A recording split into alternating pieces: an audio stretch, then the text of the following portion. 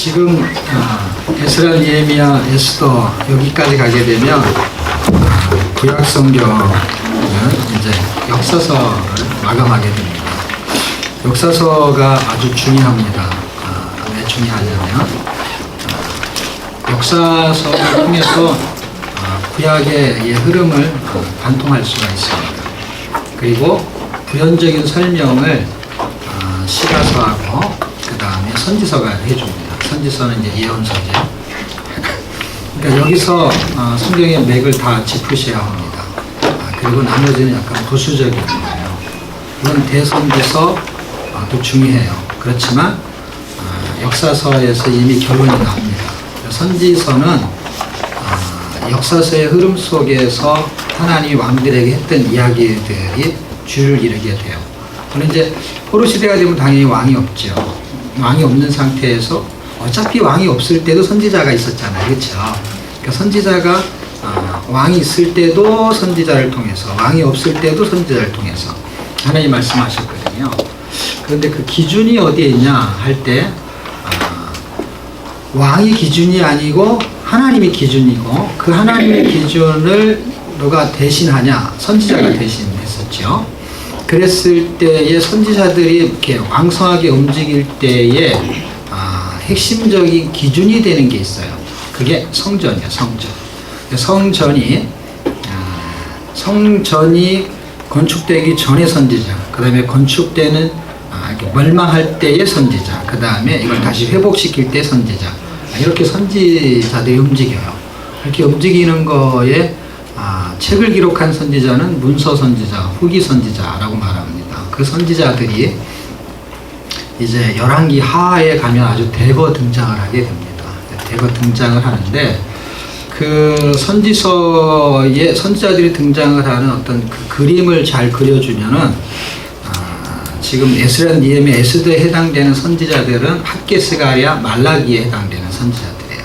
그런 내용들을 이렇게 이해를 하고 이렇게 읽어주면 나중에 시가서 지나고 대선에서 소선에서 갈 때 그 책들이 어떤 위치에서 움직이는지를 알 수가 있습니다.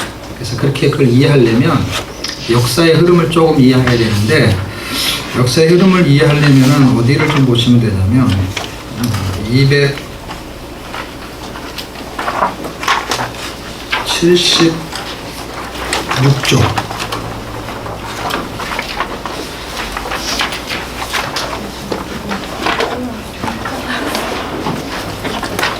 찾으셨나요? 네. 76쪽에 보게 되면 그림이 하나 있죠. 그 그림이 있고, 이제 이거 말고도 도표가 있어요. 도표. 이거 갖고 계신 분 있나요? 네, 저기. 네, 저렇게 생긴 도표. 그 도표가 양면으로 되어 있고 구약 역사의 흐름을 설명해 줍니다. 그 흐름을 설명해 주는 거에 도표를 보시면 도표가 더 잘 돼 있어요. 이 그린 걸 제가 최근에 수정한 거라서 도표가. 그 도표에 보면 삼각형 3개가 있습니다.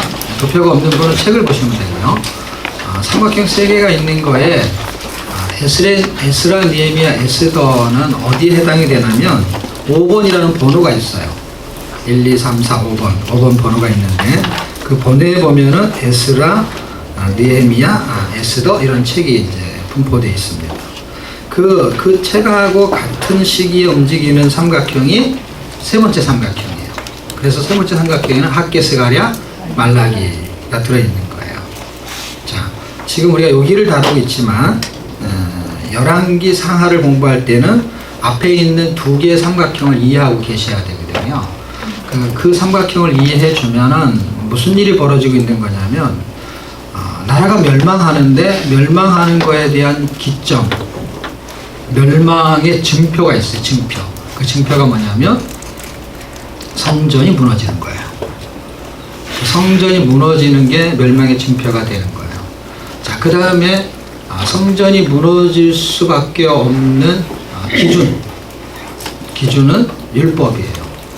율법, 죄 삭은 사망. 이게 이제 율법의 기준이 되죠. 죄를 지면 사망한다는 거죠.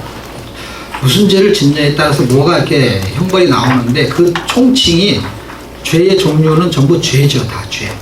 그 다음에 죄에 의해서 발생하는 어떤 형벌의 내용들이 있죠. 그 내용들을 다 합치면 그냥 사망이 되는 것입니다. 사망. 그래서 죄 삭은 사망. 그 안에 율법이 이제 담기게 되죠. 그들이 율법의 기준에 의해서 무너지죠. 무너지는데 회복이 되는 게 마지막 삼각형이에요. 그래서 첫 번째, 두 번째 삼각형에 나오는 선지자들의 역할은 도대체 뭐냐? 그렇게 살다가는 멸망한다라는 걸 계속 말할 수밖에 없었던 거예요. 그래서 선지서의 핵심적인 주제가 크게 두 개가 흘러가는데 그게 뭐냐면 멸망이 무조건 멸망. 근데 멸망은 원인이 죄야. 그러면 멸망한다는 거예요. 그럼 그 근거는 뭐야? 근거는 하나님의 말씀이야. 하나님이 그렇게 정해 놓으셨어요. 근데 사람들은 그렇게 하나님이 정해 놓은 걸 별로 신경 쓰지 않고 그냥 살아버려요. 그렇게 살다가는 반드시 멸망한다라는 얘기를 뭘로 보여주냐면은 사람들이 이렇게 그 당시에 별일 없이 그냥 사람들이 죽잖아요. 죽으니까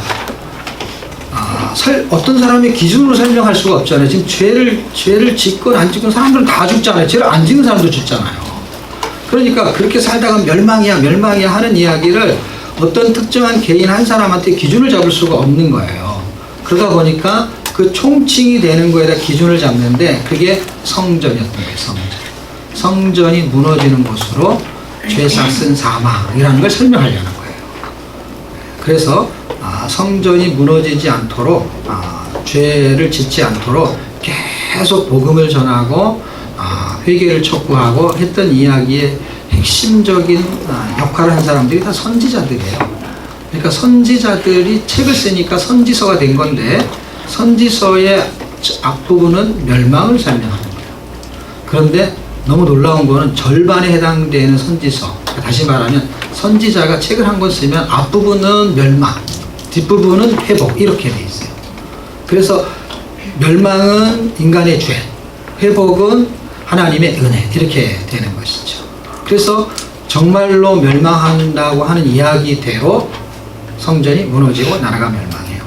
그런데 정말로 다시 회복한다는 말씀에 의해서 정말로 성전이 재건이 되고 다시 이스라엘이라는 나라가 다시 회복이 되는 거예요. 회복이 되는데 눈에 보이게 회복이 안 돼, 이상하게. 그러니까 그렇게 안 되니까 포로로 귀환하는데 1차, 2차, 3차를 귀환하는데도 여전히 포로야. 그러니까 포로 시대, 포로 귀환 시대를 연대로 나눠서 공부를 하지만 포로 귀환 시대도 사실은 포로 시대. 그 다음에 침묵 시대라는 게 또 있잖아요. 우리가 공부하는. 그 침묵 시대도 여전히 포로 시대.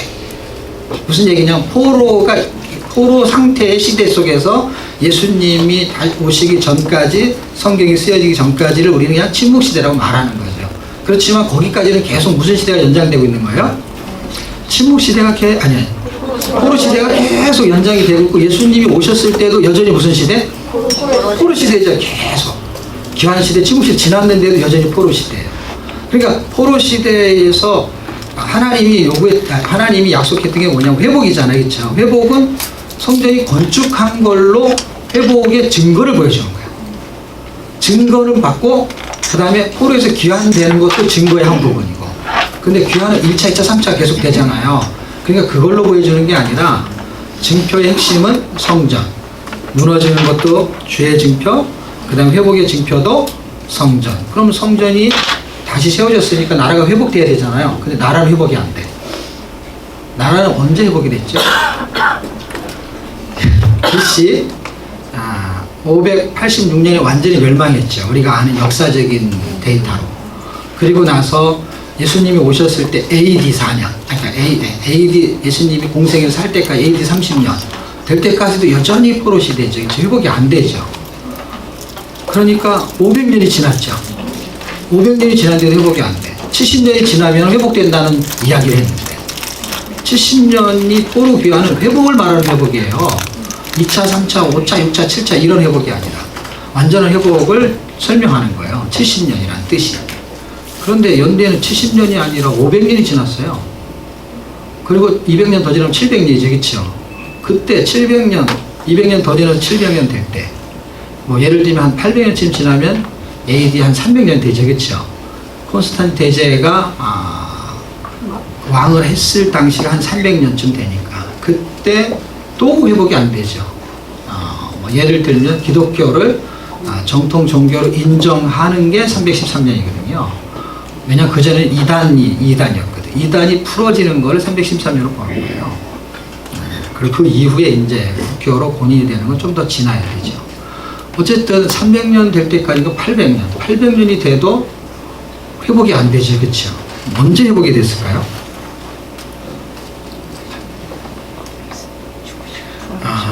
그로부터도 500년 지났죠. 그로부터도 1500년이 지났어요. 그리고 또 500년, 한 2000년쯤 지나죠. 그러니까 전체 연대를 보면은 눈에 보이는 이스라엘 회복은 2500년 만에 회복을 해요. 그게 1948년이죠. 영국에서 독립을 하면서, 영국에서 독립을 한 게 아니라 영국이 독립을 시켜준 거죠. 그래서 유엔에 가입을 시키면서 1948년 그때 이제 눈에 보이는 독립이 이제 완전한 독립이 일어난 거죠. 그렇죠? 눈에 보이는 거. 그러니까 나라가 회복이 된 거죠. 근데 그 나라의 회복이 예수님이 원하는 나라는 그 나라의 회복이 아니었던 거고, 그 나라의 회복을 원했던 사람들은 그걸 자기가 살아있을 때는 본 사람이 아무도 없죠. 왜냐하면 70년 지나서 본 사람은 대표적인 인물이 한 명 있는데 그 사람이 다니엘이죠. 다니엘은 1차 포로 잡혀갔죠. 그렇죠? 1차 포로는 아까 우리 간사님이 설명한 거에 여호아하스, 그 다음에 여호아하스가 3개월 되고 폐위를 당하고 여호야김이 왕권을 잡게 될 때가 605년이 됐죠. 왕권을 잡고 여호야김 4년쯤 지났을 때 왕권을 잡게, 강력한 왕권을 잡게 될 때, 그때 1차 포로로 잡혀갈 때 다니엘이 잡혀갔잖아요. 그 다니엘이 잡혀갔을 때 70년의 비밀이 풀어지거든요. 70년이 지나면 다시 회복한다 할 때 70년이 지날 때까지 살아있었던 사람이 다니엘이거든요. 성경 속에서. 뭐 다른 사람도 있었겠지, 한두 명. 근데 누군지 모르죠, 우리가. 근데 성경에서는 우리가 이름이 거명되는 사람은 분명히 다니엘이죠. 다니엘이 살아있었죠. 그래서 회복이 되는 거를 눈으로 봤는데, 그 회복을 성경은 어떻게 풀고 있느냐, 그 다음에 예수님 그걸 어떻게 설명하고 있느냐. 사도행전을 읽으면 한 1장쯤에 가면 이제 정말 예수님이 부활을 하시고, 그리고 이제 승천의 기약이 얼마 안 남아있어요. 길어봐야 40일이니까. 그런 상태에서 예수님의 제자들이 늘 원하는 게 뭐냐면, 어느 때에 이 나라가 회복됩니까? 이거예요. 그리고 칼을 들고 싸웠던 그 자칼, 뭐 예를 들면 뭐 SNF라든지 뭐 뭔가 이렇게 아주 그냥 열심 당원들, 이런 사람들이 나라를 회복하는 거예요. 나라를. 그리고 왜 나라를 회복하려고 했냐? 성경에서 나라가 회복된다고 말했기 때문에. 그래서 그걸 힘으로 하려고 했던 거고, 어떤 사람들은 기도로 하려고 했던 거고, 방향성만 다른 것이지 나라가 회복되는 거에는 다 동일한 기대치를 갖고 있었죠. 그런데 주님이 언제 이 나라가 회복됩니까? 라고 말하는데 별 답변이 없어요. 그렇죠? 왜냐하면 하나님의 나라는 그분이 이 땅에 오시면서 회복이 됐죠. 왜냐하면 하나님의 나라가 어디 있느냐, 하나님의 나라를 회복하는 게, 이스라엘은 하나님의 나라의 상징성이거든요. 그래서 이스라엘이라는 이름이 뜰 때마다 항상 신약에 가면 참자가 붙어갖고 참 이스라엘을 설명해요.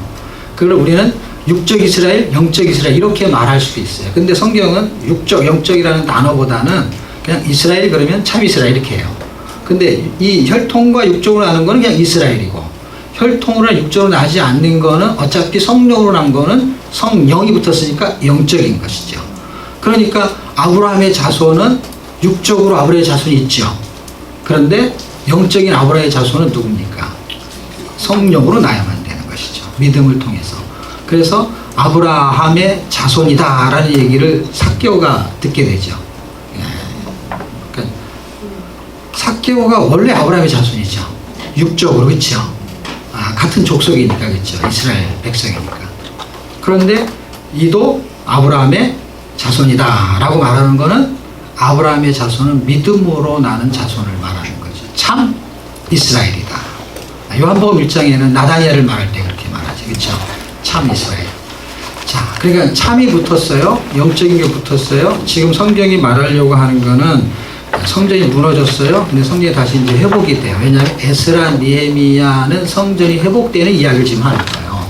근데 성전이 왜 회복되는지를 알아야 되는 거예요. 그냥 공부만 하면은 성전은 회복됐죠. 1차 교환하면서.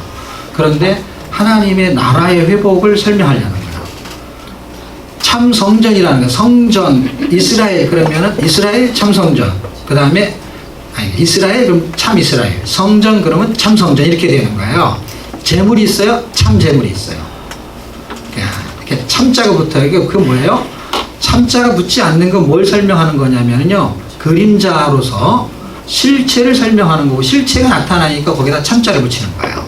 이거는 가짜냐. 가짜라는 개념보다는 진짜를 설명하기 위한 모형인 거예요. 네. 그러니까 이스라엘은 영적인 이스라엘을 설명하는 거예요. 그래서 여러분 로마서 2장을 읽게 되다 보면은 유대인이 아니요 이렇게 말해요. 어떤 유대인? 표면적 유대인은 유대인이 아니요. 이면적 유대인이 유대인이요. 할례는 유대인만 행했어요. 그 당시에.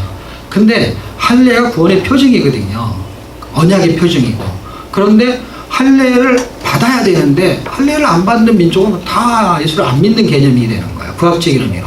그런데 할례를 그럼 행해야 되니 이게 표징이니까 할례를 안 행해도 돼요. 왜냐하면 할례의 의미를 설명하는 거예요. 그래서 의미를 설명하는데 실제 할례를 행해야 되는 거예요. 왜냐하면 실제 일어나고 그걸 가지고 의미를 설명하는 거니까. 성전을 그림으로 그려놓는 게 아니라 실제 만들어요, 성전을. 그런데 그게 그리스도라는 걸 설명하는 거예요. 그림을 그리는 게 아니에요. 실체인데 그림자야.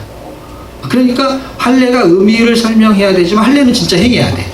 근데 그 할례로 구원이 발생하지는 않는다는 거예요. 왜냐하면 그런 형태를 설명하려는 것이지.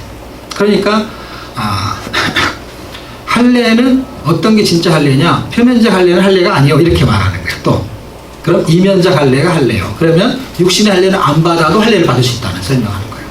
반대로 육신의 할례를 받았는데 이면적 할례, 마음의 할례를 못 받으면 그 할례를 받은 게 아닌 게 되는 거야. 어렵지 않지, 그렇죠? 설명하려고 하니까 할례를 가지고 이면이냐, 표면이냐, 유대인을 가지고 표면적이냐, 그 다음에 이면적이냐. 그러니까 우리가 예를 들어서 유대인 같은 할례를 받지 않아도 표면적인 마음의 할례를 받게 되면 그건 할례 구원의 표징을 설명하는 것이죠. 그러면 지금 성전을 가지고 뭘 설명하는 거냐면 참 성전을 설명하려는 거야. 그러면 이거는 어떻게 대조하면 좋냐면 학개스가랴를 같이 보면 좋은데 우리가 성경을 쭉 읽을 때 학개스가랴를 이제 나중에 읽어야 되지, 그렇죠? 나중에 읽어야 되지만은 감각을 갖고 있어야 되는 거. 어떤 감각? 지금 에스라하고 느헤미야가 등장했을 시기, 물론 에스라 시기라고 봐야 돼요. 에스라라고 봐도 또 안 돼. 왜냐하면 에스라는 학개스가랴보다 한참 뒤에 인물이 되죠. 연대로 따지면. 왜냐하면 성전이 건축된 이후에 80년이 지나서 오죠, 그렇죠? 성전이 건축될 당시, 그 당시가 BC 520년경이거든요. 520년경에 학개하고 스가랴라는 사람이 활동을 해요. 어떤 활동을 하냐면 성전을 건축하라, 이 활동을 해요. 그리고 4년 만에 성전이 건축되어지니까 516년에 성전이 완공이 되게 되는 것이죠. 자, 어쨌든 성전을 하나님이 건축하게 하셔요. 근데 참 성전을 건축하는 게 목적이에요. 그래서 학개스가랴는 참 성전을 건축하는 내용이 담겨져 있고 소선지서를 할 때 제가 그 부분을 좀 다루도록 할 것입니다. 근데 여기서는 근본적인 부분을 이해하셔야 되는데 그 근본적인 부분은 내가 참 성전으로서 건축되어지는 그 역학적인 이해를 하실 필요가 있는 거예요. 안 그러면 그냥 외우면 돼요. 뭘 외우면 되냐면 1차 귀환은 몇 년도, 누가, 그 무슨 일이 벌어졌고 그 다음에 그게 어쩌다는 거예요.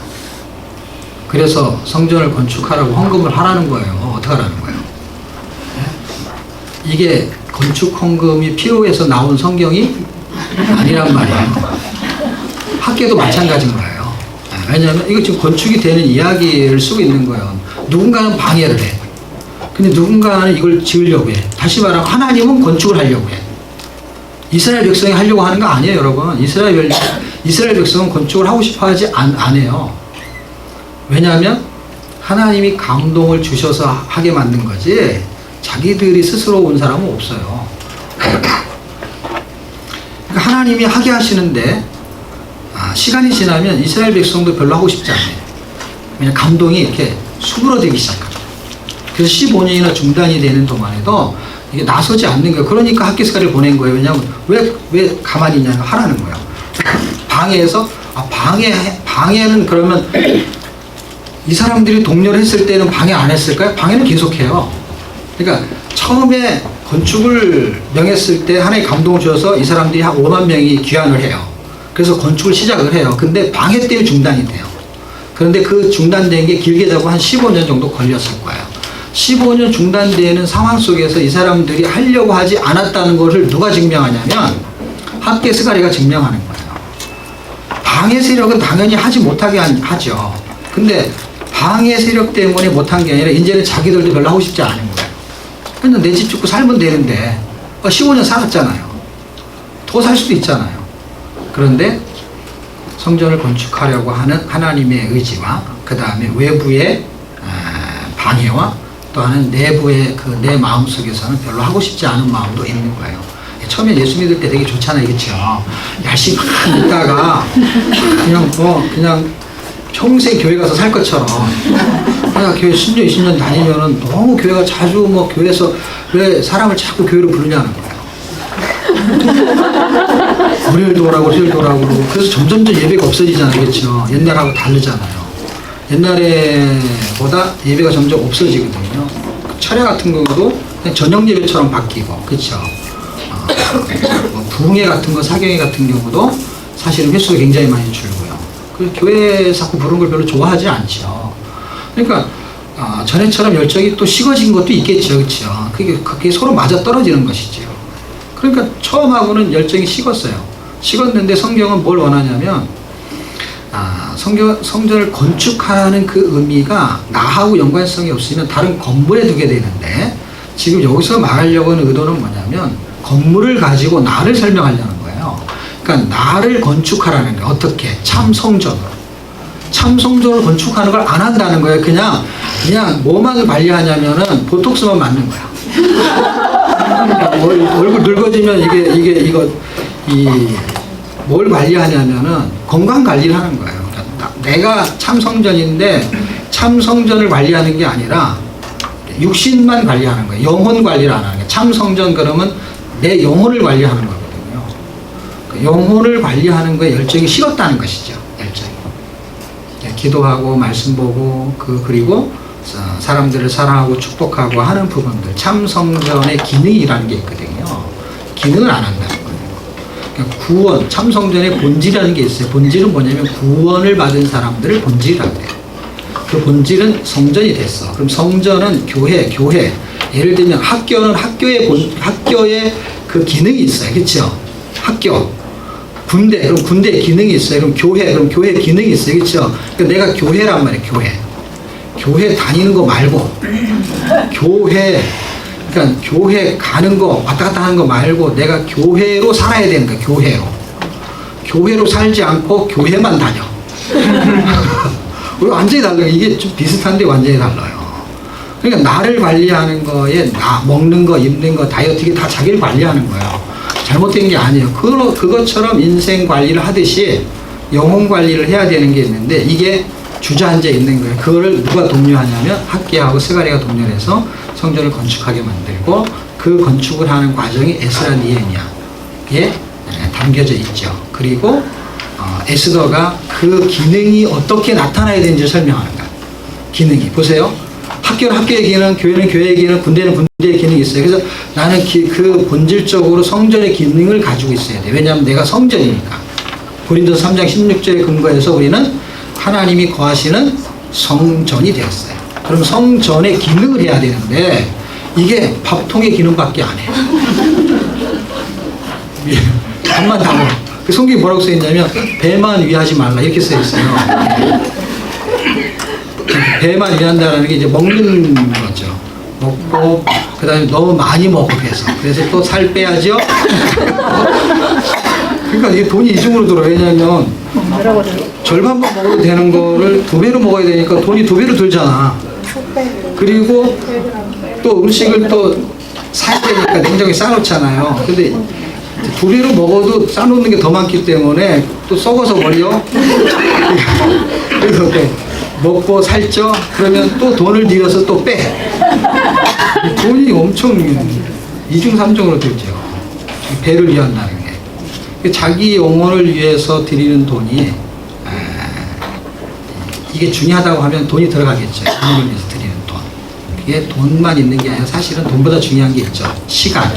그 다음에 자기의 생각, 열정 이런 거죠. 거기에 투자를 잘 안 하는 거죠. 그 부분들을 기능이 보세요. 지금 네 권의 책이 흘러가는데 지금 에스라, 느헤미야는 기능에 대한 부분을 부각시키는 내용이에요. 자, 그 다음에 에스더라는 책이 나오죠, 그렇죠? 에스더는 기능에 대한 모델이 나와요, 모델이. 그러니까 예를 들면 어떤 사람이 건강관리하는데 어떻게 하면 좋습니까 하게 되면 누가 시범을 보이면 저렇게 하면 돼 뭐 그런 거 있잖아요. 육침을 하더라도 그렇고 뭐 뭔가에 자꾸 모델을 보여주잖아. 어떻게 이런 운동도 이렇게 해야 됩니다 뭐 그런 게 있잖아요. 그러면 기능이라고 말했으면 뭐 어떤 식으로 살면 그게 성전이 사는 거에 대한 모델이 뭡니까 이렇게 제시를 해야 되잖아요. 그렇죠? 그냥 너무 먹지 마세요. 그러니까 어떻게 식단 조절을 어떻게 하냐고. 그럼 뭐 비타민C를 얼마 먹고 얼마큼 먹어야 되고 야채를 얼마큼 먹어야 되고 뭐 그런 거에 대한 대안 제시를 해야 될 거 아니에요. 무조건 조금만 먹으십시오 이렇게 하는 게 아니라 영양가 골고루 먹으려면 식단을 설명해 줘야 되잖아요. 그렇죠? 그런 걸 우리는 모델 케이스 대안 제시라고 볼 수 있잖아요. 그럼 우리가 성전이라는 존재감을 가졌다고 치자고 이제 두 권의 책을 공부하면 그 내용을 알게 돼요. 그렇게 알게 됐어. 그러면 그 기능으로 살아야 되잖아요. 그렇죠? 그 기능으로 살아야 될 것도 어떤 개인의 어떤 사람이 특정 줘가지고 A라는 사람, B라는 사람, 저 사람처럼 이렇게 하면 안 된단 말이야. 아까 말하는 대로 제가 기준을 잡을 때 어떤 사람이 아니라 성전, 그쵸? 그것처럼 대안 제시도 기준이 불분명하면 안 되고 특정이 다른 사람으로 되면은 그 사람이 어떨 때는 맞는 것도 있지만 틀린 것도 있어요. 그러니까 모델 케이스가 명확하지가 않죠. 왜냐하면 비슷할 수는 있어도. 그러면 성경이 그 모델 케이스를 잡아줘야 되는데 그게 에스더야. 그 순서대로 했으니까 어렵지가 않아요. 왜 어렵지 않아요? 에스라, 느헤미야는 무슨 기능이라고요? 성자로 시작하는데. 성전의 기능인데 참 나한테 기준을 잡으려면 참 성전의 기능이에요. 내가 성전으로서 다 다른 쉬운 말로 하게 되면 내가 하나님의 자녀로서 이런 뜻이죠. 하나님의 자녀로서의 기능을 해야 되잖아요. 그렇죠? 살아야 되잖아. 그 살아야 되는 것이 잘 살면 되죠. 헌금할 때 헌금하면 되고 기도할 때 기도하면 되고 그런 기준이 아닌 본질적인 기준을 잡아줘요. 본질적인 기준을 누가 잡아준다고요? 에스더가. 이 두 개는 기능을 설명하는 기능이 두 번을 설명할 정도로 내용이 많다는 거예요. 왜냐하면 1차, 2차, 3차 기원한 내용이 두 권의 책이잖아요. 1차 성전, 그 다음에 율법, 2차가 율법, 3차가 성벽을 제거하고 마지막에 이거를 통합하는 이야기를 느헤미야 7장에서 13장에 해주는데 그 이야기가 영적 재건이에요. 이 세 가지가 영적 재건이에요. 그러니까 네 개의 재건이 흘러가는데 마지막 끄트머리에 있는 영적 재건이 앞에 있는 1, 2, 3차를 아우르는 거예요. 그러니까 영적 재건이 세 가지 형태로 나타난다 이 뜻이에요. 그래서 영적 재건이 돼서 재건해서 어떻게 하려고? 그러니까 보톡스 맞아서 뭘 어떻게 하려고? 예쁘게 보이는 게 목적. 그러면 예쁘게 보이는 게 목적. 예를 들면 이거 아는 게 목적. 이거 알아서 그러니까 뭐 하려고? 이게 이제 이렇게 해서 그 다음 단계가 있잖아요. 그렇죠? 그 다음 단계. 그 다음 단계의 목적이 나타나지 않고 그냥 예쁘다만 소리만 들으려면 돈이 너무 많이 들어가. 왜냐하면 예쁘게 살면 되거든. 얼굴은 또 보톡스를 발라갖고 얼굴이 예뻐. 근데 사는 거는 아주 비기 싫어. 그러니까 제 말이 틀려요? 얼굴 예쁜 건 예쁘잖아요. 이렇게 젊어진 걸 예쁘다고 그냥 가정해서. 그래서 얼굴은 돈이 들여서 예뻐졌어요. 근데 사는 거는 돈 들여서 예뻐지지 않잖아요. 보톡스 때문에 사는 게 예뻐지진 않잖아요. 그러니까 예쁜 어떤 게 있냐면 얼굴이 험상 군 사람이 욕을 하면은 그냥 그런 것 같아. 저놈이 원래 욕하게 생긴 얼굴이야. 그런데 얼굴이 너무 예쁜 아가씨가 욕을 하잖아요. 그럼 정림이가 뚝뚝. 그냥 어떤 거는 욕을 했는데 어떤 할머니가 욕을 해. 욕쟁이 할머니. 그럼 정내비가 떨어지는 게 아니라 이렇게 친근감이 들고 인간미를 느끼는데 너무 잘생긴 사람이 욕을 하면은 인간미까지 떨어지고 정내비가 뚝 떨어져요. 좀 이상하잖아요, 그치? 예. 중간쯤 생기는 것도 괜찮을까? 기능을 우리가 얼굴을 예쁘게 할 수 있는 어떤 그 약효를 가질 수 있는데 그거의 목적이 삶에서 아름다움을 추구하는 거라고 한다면 지금 에스라 느헤미야를 통해 가지고 기능이 어떤 것인지를 회복을 시키는 거예요. 하나님의 자녀의 회복을 시키는 게 목적이에요, 지금. 그런 목적을 두지 않으면 이거 제가 가리키는데요. 이 내용은요. 그냥 10분도 안 걸려요. 내용이 별게 없어요, 이 내용이. 아무리 장이 많아도 말하려는 내용은 워낙 뻔하게 돼 있어요. 말하려면.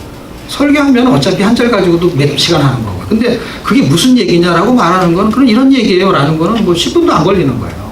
그 말을 하는 거예요. 그 말에 우리가 이렇게 삽시다를 위해서 막 예화를 들고 막 설교를 할 때는 어차피 길어지는 거고. 근데 이거는 설교를 하는 게 아니잖아요. 그럼 그게 도대체 무슨 내용이냐. 그런데 그게 나하고 무슨 상관이냐로 안 가면은요. 이게 꼭 얼굴만 예쁜 거하고 똑같은 거예요. 얼굴만 예쁜 거예요. 이게 다른 거는 그렇지가 않은 거예요. 그게 에스더가 결론을 내면 신앙 고백인데 죽으면 죽으리라 하는 삶을 그렇게 살아주는 기능을 해야 되는 거야. 어디에서? 이방 나라에서. 위치까지 잡아줘요. 그리고 하나님을 의지하지 않으면 절대로 살 수 없다라는 기준을 잡아줘요. 왜냐하면 아무런 힘이 없어. 이방 나라에서요. 권력도 없어. 지가 갖고 있는 권력은요. 기껏해야 금호를 내밀지 않으면 모가지가 날아가는 거야. 힘이 없어. 금호를 내밀, 저쪽에서 금호를 안 내밀면 모가지가 날아가는 정도예요. 아무리 왕후라도. 그리고 자기 삼촌 그거 기껏해봐야 그 문지기밖에 못해. 그게 무슨 이렇게 끝발이 없다고. 끝발이 이게 네 집안에 뭐 이렇게 힘 있는 사람 누가 있어? 우리 집안이 말이야 저기 정부 청사에서 근무해요. 우리 삼촌이. 근데 무슨 과에서 근무한대? 수의과에서 근무해. 사람 지나가면 딱 인사하고 차 이렇게 안내하고. 그게 무슨 끝발이 있겠어요? 근데 그 두 사람이 하나님을 의지하지 않겠죠. 하나님을 의지하니까 그 사람들한테 끝발은 하나님이시죠. 하나님을 의지하는데 목숨을 거는 하나님을 의지했다는 거예요. 돈을 거는 게 아니고 지식을 거는 게 아니라 뭘 걸었다고요? 목숨을 거는 거. 이게 쉬운 게 아니죠. 목숨을 걸어야 되는 거예요. 지금 성경이 우리한테 요구하는 거는요. 얄팍한 지식이 아닌 거예요. 복음서 또는 사도행전, 로마서 이렇게 가서 복음을 우리가 이해했다고 치자고요. 그럼 1장에서 11장까지 복음이 전개돼서 하나님 은혜로 구원을 받았어요. 그래서 하나님 자녀가 됐어. 그럼 하나님 자녀가 됐다는 게 지금 이 얘기야. 에스라, 느헤미야. 그 복음의 기능을 통해 가지고 우리가 은혜로 구원을 받아서 성전이 됐어요. 그럼 성전이 됐으면 성전의 기능을 해라 이거야. 기능을 하는 것이 지금 에스더가 말하는 것처럼 로마서는 12장부터가 기능이야. 책이 다 똑같아. 지금 제가 설명하는 걸 잘 들어보시면 여러분이 지금 갑자기 로마서가 나온 것 같은데 내용이 똑같단 말이에요. 우리는 이 책보다 로마서를 더 이해하기 쉽다고 가정하면. 왜냐면 책 한 권이니까. 근데 이거 지금 에스라도 알아야지, 느헤미야도 알아야지, 에스더도 알아야 되잖아요.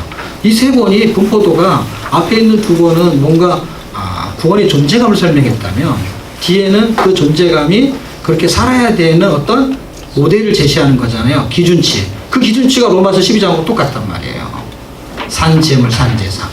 그거를 이론으로 설명했다면 실제지만 거기도 실제 나타난 현상이 어떤 거예요? 스토리를 보면은 에스더서가 기가 막히게 설명하고 있죠. 지금 죽을 수밖에 없는 상황이에요. 하나님을 의지하지 않으면 살 수가 없어. 그러면은 예수 믿고 구원받아 사는 게 어떤 위치냐면 세상에 딱 아무런 권력도 없고 아무런 힘도 없고 그리고 예수 믿는 사람을 좋아하지도 않고 그 세상과 그 문화가 거기에서 뭔가 살아보려고 하는데 기껏해야 신분이 뭐냐면 왕후라는 신분 하나밖에 없어. 나는 왕후도 아닌데 우리가 다 왕후라니까. 그리스도의 신부잖아. 네? 우리가 나가면 금볼이 딱 내밀어진단 말이에요. 그럼 하나님이 뭘 해줘야 되잖아. 해주는 거 아무것도 없어. 하나님이 해주는 건 뭔지 아세요? 그 전에 하만이 의해서 쓰여진 조서를 찢어버리지도 못해. 신부가 갔는데 금호를 내밀었는데 보톡스를 안 했는데도 얼굴이 죽으면 죽으리라 금식기를 했는데도 얼굴이 얼마나 예쁜지 몰라. 나라의 절반도 주겠대. 127도, 우리나라 8도에 그치요? 127도 어마어마하게 큰 거예요. 그걸 절반을 주겠대요. 절반을 주는 게 낫겠어요? 종이 한 장 찢어버리는 게 낫겠어요? 절반은 줘도 종이 한 장은 못 찢어. 그게 기준이에요. 기준. 하나님이 왕권을 갖고 있고 사람을 만들고 죽이면 살릴 수도 있는데 하나님이 죄성 삼아 이 종이를 못 찢어버려. 그래서 예수님 대신 죽은 거예요. 그 찢어버렸으면 불임절이라는 게 없는 거예요. 불임절이 없으면 뭐도 없는 거냐? 부활절도 없는 거예요. 죽어야 사는 거니까. 죽질 않는데 뭘 살아요? 지금 성경이, 구약이 복음을 설명하고 있는 거예요. 그리고 구구절절이 복음이에요. 다. 그러면 뭐를 알면 성경을 간파하기 쉽냐? 복음을 알면 성경은 다 이해하기 어렵지 않아요. 주석을 안 봐도 설명이 다 돼 있어요. 지금 제가 설명하는 게 난해한 성경 구절을 들어야 됩니까? 아니잖아요. 그냥 이렇게 제가 두리뭉실 얘기해도 대충 알 것 같잖아요. 그렇죠? 왜냐하면 그 내용이 맞으니까. 그리고 그거를 정확하게 성경 구절을 대면은 성경이 정확하게 자기를 표명하니까. 그렇게 살아야 되는데 그렇게 못 사는 거예요. 그러니까 이건 공부해서 될 일이 아닌 거예요. 이렇게 공부하는 것도 중요한데, 왜냐하면 이걸 깨닫는 것도. 근데 이거를 깨달아서 하나님의 은혜를 깨닫게 되면 지금 내가 어떻게 살아야 되는지가 지금 당면한 과제가 되는 거예요. 지금 여기가 딱 에스더가 모여 있는 것과 같잖아요. 왕.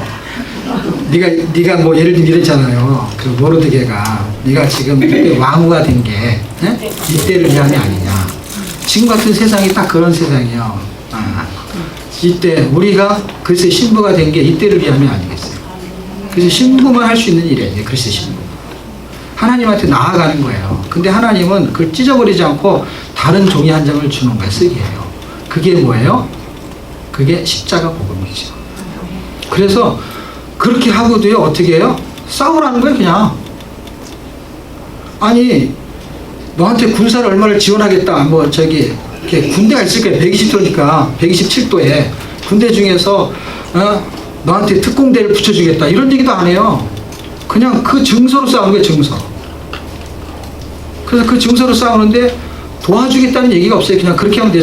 니네들이 알아서 싸우는 거예요, 니네들이 알아서. 하나님이 우리 편인데, 그냥 나 혼자 싸우는 것 같아요. 근데 놀랍죠? 십자가의 복음이 그거를 의문에 쓴 증서를 무력화시키죠. 그거는 살아있는데 힘을 못 쓰게 만든다는 거예요. 뭐가? 예수님이 십자가에서 그 율법을 완성시켜버리면서 무력화시켜버린 거예요. 그게 골로새서 한 절에 에스더의 내용을 적어놨죠. 우리가 여기서 승리할 수 있는 비결은 바로 그거예요. 그러면 이제 하나님 도와주면 잘 되겠네요. 그런데 이제 복병이 나타납니다. 그게 이제 우리가 시편을 다음 주에 할 거예요. 1권은. 에스라, 느헤미야, 에스더 여기까지 했죠. 이게 막 기분이 되게 좋은데 예수님 올 때까지는 욥기의 고난이 시작됩니다. 딱 스토리예요, 스토리.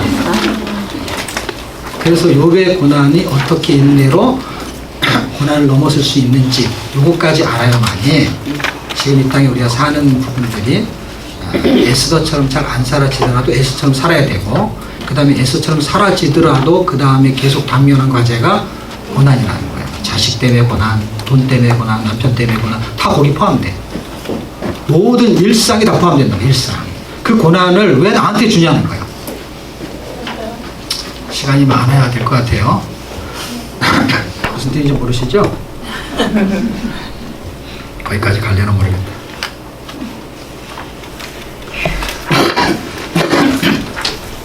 자, 이제 본론에 들어가서 에스라. 이제 지금 전체 여기까지 흐름을 대충 아셨겠죠, 그렇죠? 네. 그러면 이렇게 이해하시고 계셔야 돼요. 그리고 그 다음에 깊이 있게 천천히 들어가야 돼요. 자, 에스라는 저렇게 둘로 나눠질 때예요. 성전과 율법 이렇게 두 개를 회복하는 거예요. 왜 회복하는지를 설명했어요. 그리고 1장에 6장, 그 다음에 7장에 10장, 요 사이가 있어요. 6장과 7장 사이가 있어요. 무슨 뜻이냐면, 요 때는 1차로 기한해요. 그리고 2차로 기한해요. 그걸 다 누가 쓰냐면 에스라가 써요. 스룹바벨이 쓰는 게 아니라. 그런데 에스라서가 등장하기 전에 역대 상하가 등장하는데, 역대 상하의 마지막 그 역대하 36장의 끄트머리절 한 두세 절이 에스라 1, 2, 3절하고 내용이 같아요. 똑같은 게 같이 써 있어요. 그러니까 이렇게 그러니까 이게 붙이면 딱 맞는 게 되는 것이죠. 그렇죠? 연결고리를 성경 그 장절의 내용을 똑같이 해서 이게 붙어있는 책이다라는 거를 시사하려는 게 목적이에요. 내용은 다른 내용이지만은 연결시키는 거. 어떻게 연결시키냐면 열왕기상하로 역사가 끊어졌어요. 멸망으로. 그렇죠? 그 역사를 다시 잇겠다는 거예요. 뭘로? 에스라가 역대기를 통해 가지고 이스라엘 역사는 구원 역사야를 설명하겠다는 거야. 이 열왕기는 왕의 역사, 무슨 왕의 역사야? 하나님이 왕이라는 역사를 설명하려는 거고, 역대기는 누가 구원하느냐? 하나님이 구원하신다라는 걸 쓰려는 거예요. 뭘 통해서? 성전이라는 기준을 가지고. 성전. 그래서 연결고리를 이해하셔야 돼요. 그런데 이 사람이 6장에 7장 사이가 오차에 봐요. 오차가 아니라 공백 기간이 있는데 그게 80년이에요. 그러니까 538년에 1차를 기한하고요. 458년에 2차를 기한해. 그래서 약 80년의 오차가 있어. 그 80년의 오차라는 기간 안에 무슨 일이 벌어지냐면 그 안에 성전이 재건되죠. 그렇죠? 성전이 재건되는 완성도가 한 20년이 지나요. 그리고 40년쯤 지나면 총 60년이 지나는 거죠. 그렇죠? 그러니까 1차로 기한하고 60년쯤 지났을 때가 한 478년인데 그때 에스더가 수산성에서 왕후로 살고 있을 때요. 그러면은 스룹바벨의 1차로 귀환한 사람들은 예루살렘의 성전을 건축하고 살고 있을 때 그 시기가, 그리고 수산성에서는 에스더 사건 불임절이 벌어지고 있는 그 시기에 에스라라는 사람은 저 성경을 기록하고 있었던 거예요. 예를 들면 그때 기록했는지 그 앞에 기록했는지 그런 건 잘 모르지만 어쨌든 이 사람이 쓴 거니까 이 역사를 기록하고 있는 거예요. 물론 이 7장 이후는 더 나중에 기록했겠죠. 그럼 앞에 있는 이야기들은 이제 역대상하를 읽으면서 역대상하를 연결시키는 고리로 그가 성경을 쓰고 있었다고 봐야죠. 그러면서 20년이 더 지나고 나면은 에스라 7장에 에스라라는 사람이 등장해서 2차 귀환으로 율법을 재건하는 사건이 벌어지게 됩니다. 자, 에스라의 그 설명을 하려는 목적은 딱 두 가지예요. 성전이 그리스도라는 걸 설명하려는 거고, 그것 때문에 예수님의 육체가 무너지고, 그는 죄 때문이고, 그 율법의 기준에서 무너지는 거예요. 율법의 기준에 의해서 무너지고, 복음의 기준에 의해서 다시 회복되는 거예요. 그러니까 율법, 여기도 율법 나오죠?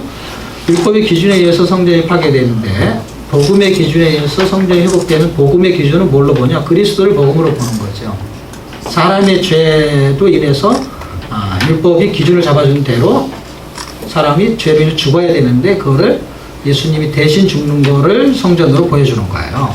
그리고 회복되는 거를 부활로 보여주는 거고 참성전을 보여주는 거예요. 이런 이 율법을 완성시키는 부분이 성전을 예수님으로 보고 지금 설명을 하겠다는 것이죠.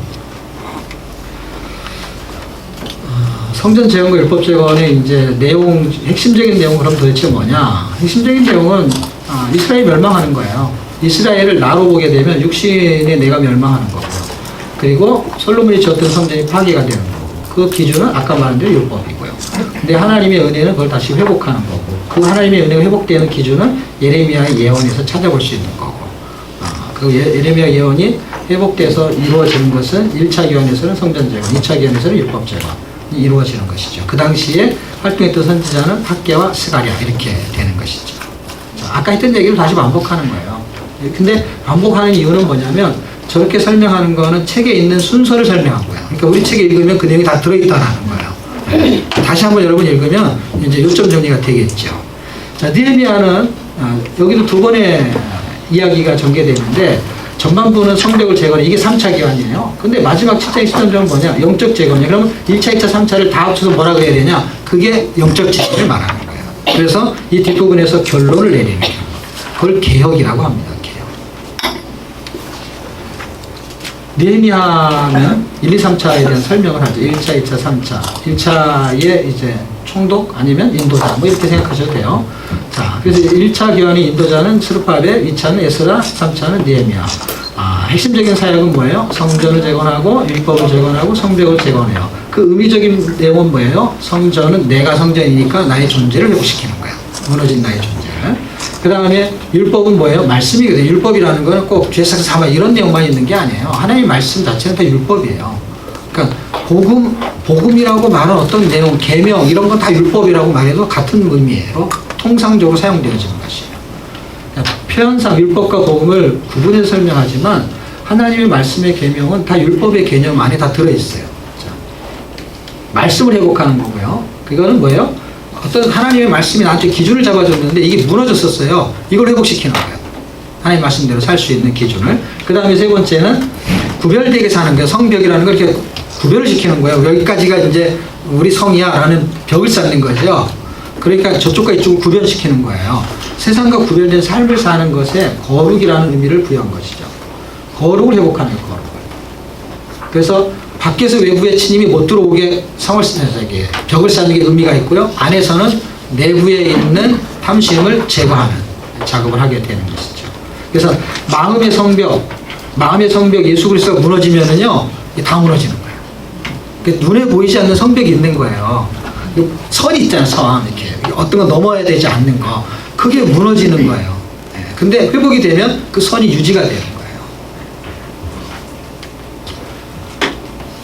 핵심적인 내용은 왕국 시대와 포로 시대를 대비해서 설명하는 거죠. 왕국 시대는 이제 무너지는 것이고요. 이때는 회복이 되는 것이죠. 반복적인 거죠. 느헤미야 50일 만에 성벽을 재건하죠.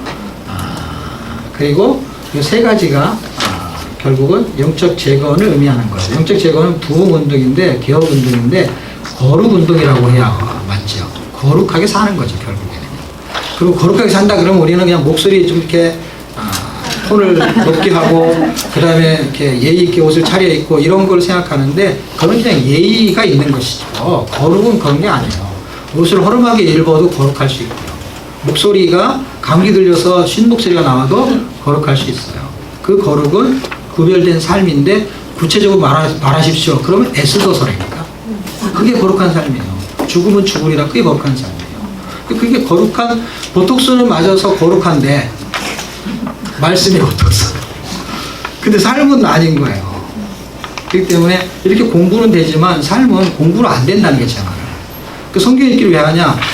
공부로 안 되는데 성경 읽기를 통해 가지고 믿음이 생기면은 그 에너지가 전환이 된단 말이에요. 믿음의 에너지는 순종으로 나와주는 에너지가 되거든요.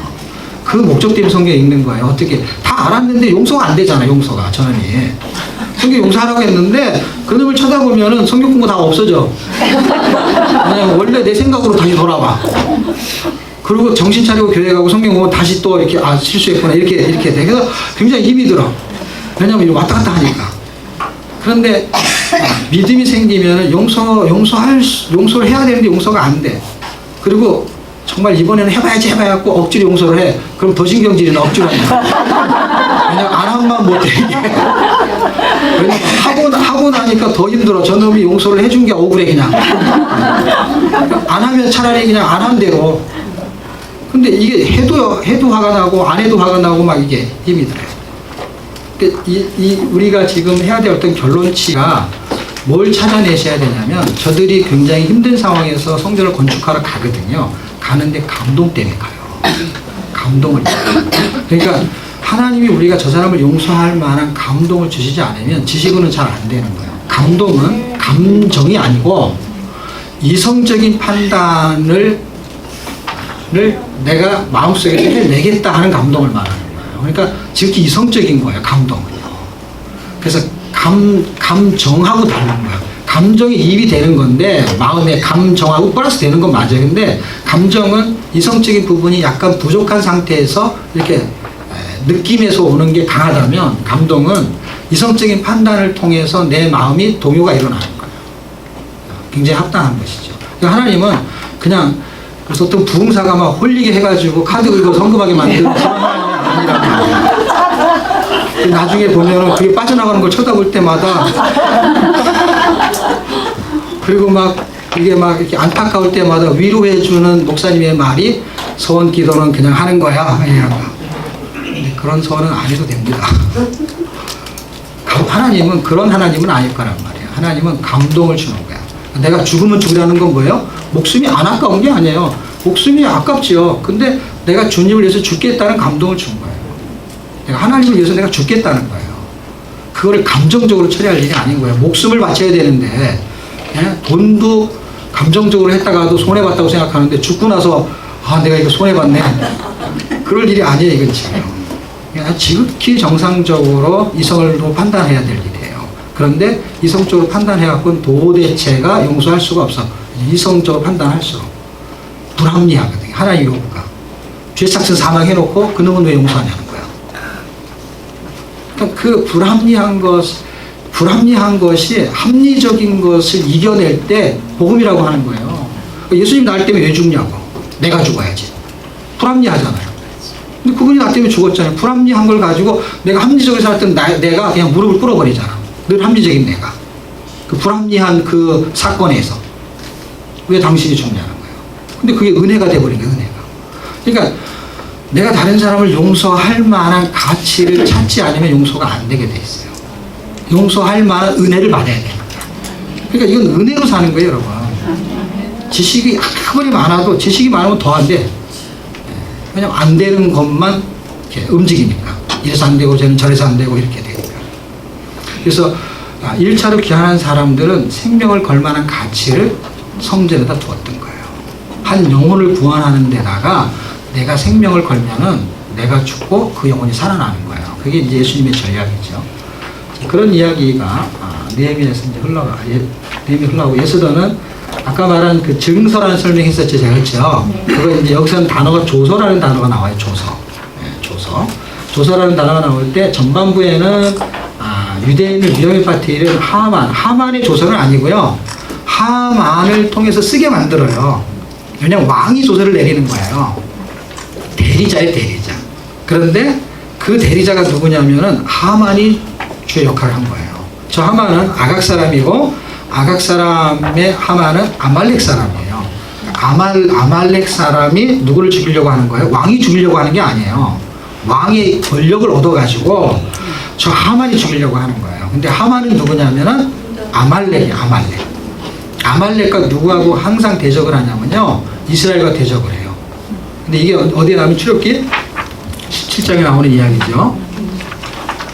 출애굽을 해가지고 광야에서 이제 진입을 하게 될 때 그걸 방해하는 첫 번째 세력이 누구였냐면 아말렉이었죠. 그 아말렉하고 싸울 때 모세가 손을 들어서 기도하는 거 기억나시죠? 네. 그리고 여호수아가 나가서 칼로 싸우고. 그런데 아무리 잘 싸워도 손이 내려가면 안 되죠, 그렇죠? 그 싸움은 누구였냐면 그 당시에는 모세의 손에 달린 거예요, 그렇죠? 그렇지만 거기서 뭐라고 써 있냐면 하나님이 싸운다고 써 있어요. 모세가 싸운 게 아니고. 그러니까 여호수아도 싸우는 게 아니고 모세도 싸우는 게 아니에요. 누가 싸우는 거예요?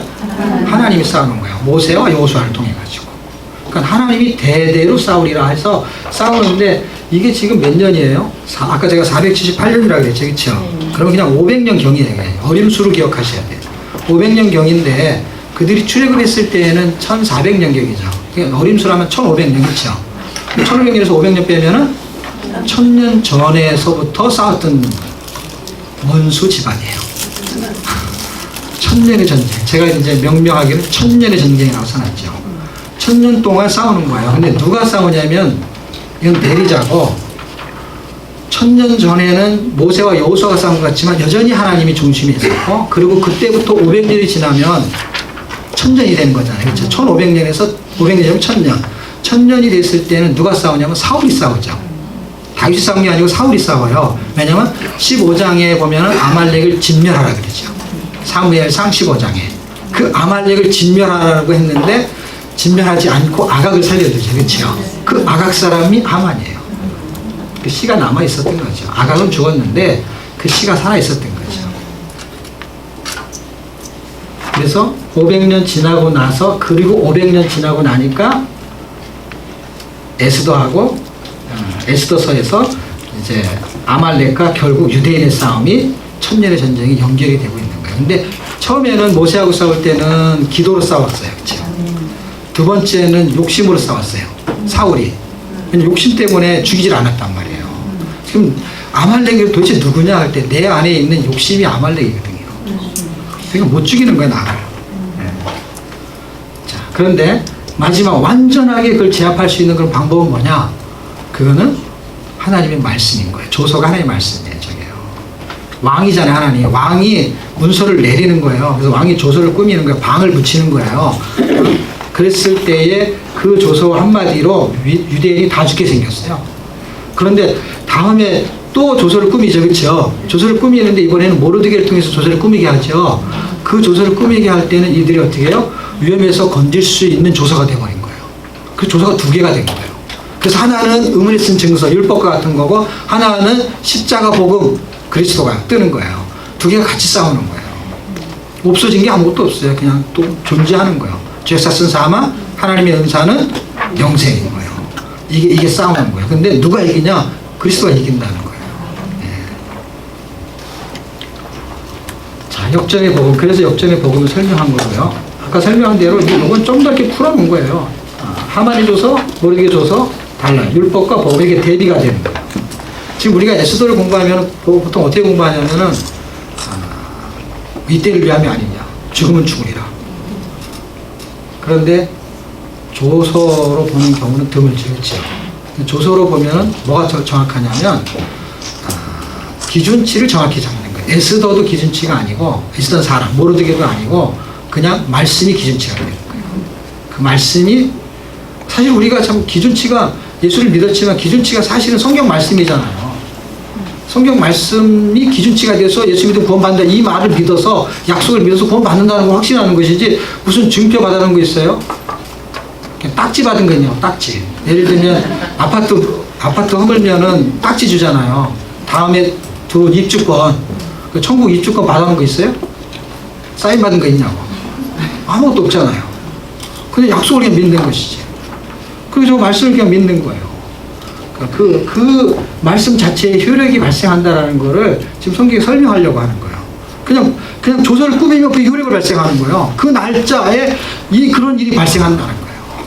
그런데 또 조서를 꾸미면은 그것과 너도 싸워서 네 몸을 보호해라 라고 하는 그 조서의 힘 때문에 어떻게 해요? 그 힘이 생기는, 그 말의 힘이 생기는 거예요. 그 언약의 말씀, 약속의 말씀. 거기에 역전이 된다는 거. 어떻게 지금 우리가 사는 세상이 힘들어. 그런데 하나님의 말씀이 나한테 위로를 주면은요, 역전이 된다는 거. 어떤 거. 그냥 자식 새끼가 힘들게 하고, 돈 때문에 힘들게 하고, 뭐 남편이 힘들게 하고, 그 다음에 뭐 사람 관계 힘들잖아요. 그렇죠? 수압을 해도 힘들고, 힘든데 그 상황은 변하지 않아요. 왜냐면 이 조서는 안 없어져요. 그 상황은 그냥 있는 거야. 그 상황이 없어지면 당연히 해결이 되겠죠. 조서가 없어지면 없던 거로 되겠죠. 근데 그게 그냥 있단 말이에요. 이게 없어지면 해결되는데, 있는 상태에서 이기려면 뭐가 하나 더 있어야 되는데, 그게 여전히 하나님의 말씀이 힘을 준다는 것 같은 거. 너한테 벌어지는 그런 어려움, 고난은 까닭 없다 이 말이에요. 까닭. 이유가 없다 이 말이에요. 보톡스를 안 발라서 얼굴이 미어가지고 그런 일이 생긴 게 아니라는 거야. 뭐 지식이 부족해서 그런 일이 생긴 게 아니고, 돈이 부족해서 그런 일이 생긴 게 아니고, 까닭 없음. 그게 엽기예요. 엽기에서 까닭 없음을 이해하세요. 까닭 없음이라는 건 나한테 지금 힘든 환경은 있는데 하나님이 나한테 이걸 뚫고 갈 수 있는 힘을 주셔야 되는데, 그 힘이 뭐냐면 까닭 없음이라는 거예요. 까닭 없음이라는 게 뭐냐면 너한테 잘못이 있는 게 아니라는 거예요. 의인의 고난이라는 것은 잘못이 있는 게 아니라는 거잖아요. 악인의 형통은 잘못이 있는 거라는 거예요. 그러면 쳐보세요. 의인은 고난을 받고 악인이 형통해. 그러면 의인이 뭘 잘못한 게 있어서 그런 거야, 없어서 그런 거야? 잘 모르겠어요?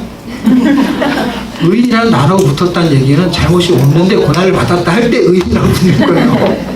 그 의인이 고난을 받는 거는 의인이 잘못이 있다는 게 없다는 거야.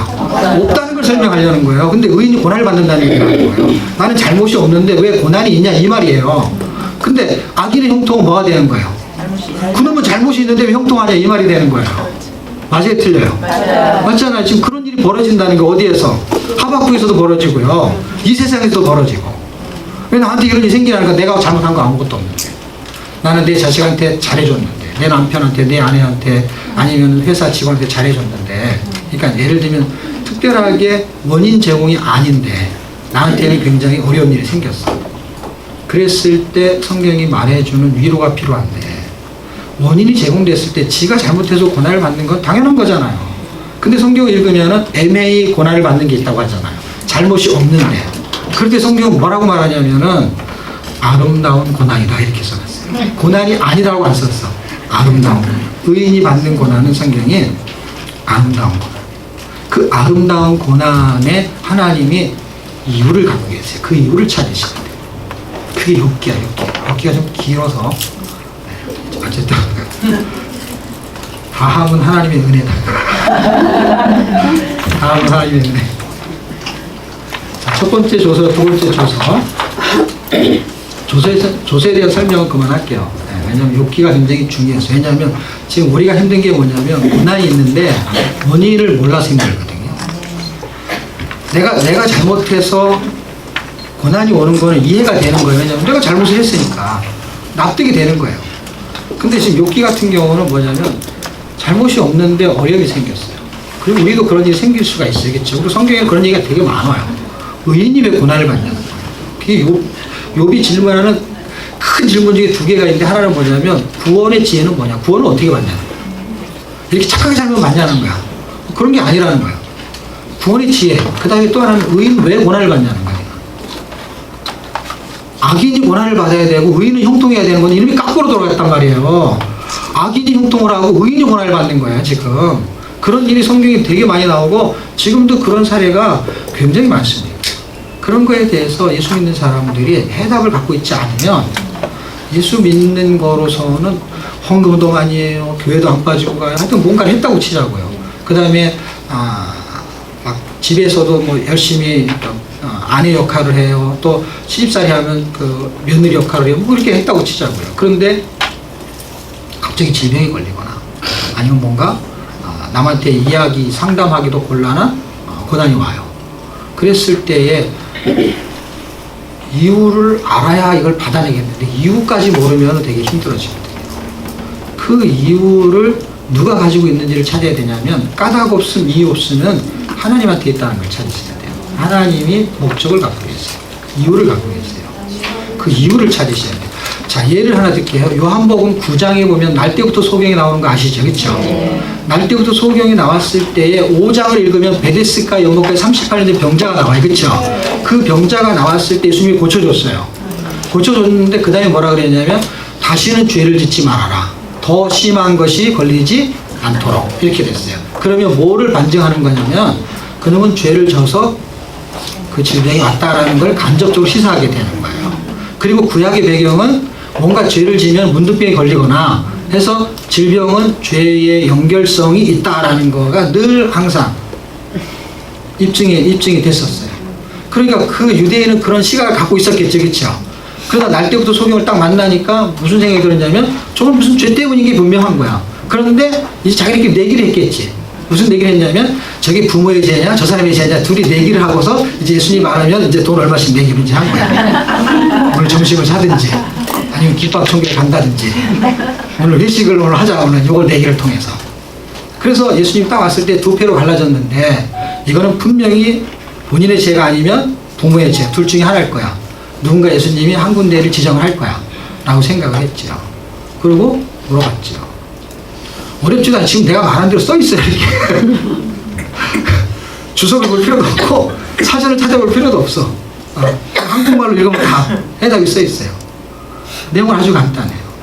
이거는 부모의 죄도 아니고 이 사람의 죄도 아니고 The work of God. 하나님이 하실 일이 있다는 거야. 그럼 뭐예요? 그 사람한테 이유가 있다는 거예요? 없다는 거예요? 없다는 걸 증명한 거고 까닭 없음, 이유 없음을 증명한 거예요. 그럼 억울하잖아요. 그걸 억울하게 받아들일 거냐 아니면은 하나님의 은혜로 받아들일 거냐 이 차이죠. 그럼 지금 내가 영어를 하고 싶은데 영어를 못해. 그러면 내가 미국에 거지로 태어날 걸 억울하다. 그럼 매사가 다 억울한 거야. 영어 못하는 것도 억울해. 가난한 집에서 태어난 것도 억울해. 나 여자로 태어나고 싶은데 남자로 태어나가지 말이야. 평생 죽어도 다시 이거 회복이 안 돼. 이것도 억울해 저것도 억울해. 그러면은 은혜로 생각하지 않으면 다 억울한 거야. 다 손해야 다 자기한테. 뭐 억울하다고 할 때 우리가 이해할 수 있죠. 왜냐하면 날 때부터 속에 잘못한 것도 없는데 그리고 잘못한 거 없다고 분명히 말했잖아요. 하나님이 창조주가. 그런데 이유를 써놨어요. 어떤 이유냐면 사람한테 이유가 없이 전개되는 것일수록, 그게 욥기하고 똑같거든요. 그거는 하나님한테 이유가 있다고 봐야 되는데 하나님의 이유가 있다고 써놨어요. 어떻게 해요? 하나님이 하실 일이 있다. 디스플레이드. 하나님이 그렇게 만드셨다는 거예요. 조성했다는 거예요. 그렇게 디스플레이드를 했다는 거예요. 어떤 사람은 그런 환경에서 자라요. 디스플레이드 뭐 하려고? 구원을 발생시키려고. 구원이 목적이에요. 구원. 또 하나는 그리스도의 발자취를 쫓아가는 것이죠. 하나님의 영광이 걸린 문제예요. 사실은요. 하나님의 영광을 드러내는 거예요. 그러니까 사탄과 하나님 사이에 누가 낀 게 있냐면 사람이 낀 게 있어요. 욥기를 읽으면. 그래갖고 내기를 해. 아까 내기한 것처럼. 얼마 걸었는지는 잘 모르겠어. 그런데 정말로 하나님을 그렇게 경외하는지 내기하는 것처럼 분위기가 흘러간다는 말이에요. 분위기 자체가. 그런데 하나님 어떻게 그럴 리가 없다고, 욥이 그럴 리가 없다 이런 식인 거예요. 그 네가 한번 해봐라 시험을. 내가 허락할 테니까. 그러니까 뭔가 서로 내기를 하는 느낌이잖아요. 누구를 놓고? 욥이 사람이잖아요. 사람을 놓고. 우리가 거기 무슨 시험 대상이 된 거예요. 그런데 하나님은 뭘 원하시냐면 우리를 통해서 그런 환난과 고난을 신앙 고백을 통해서 하나님이 영광 받는 쪽의 삶을 살기를 원하시는 목적을 갖고 계셨던 거예요. 그래서 이유 없는 고난이 아니라 나한테는 이유가 없어요. 원인을 찾을 수가 없어. 그런데 이유가 있는 고난이야. 어떤 이유가 있냐면 하나님이 이유를 갖고 계신 거예요. 그 이유가 목적이 하나님한테요.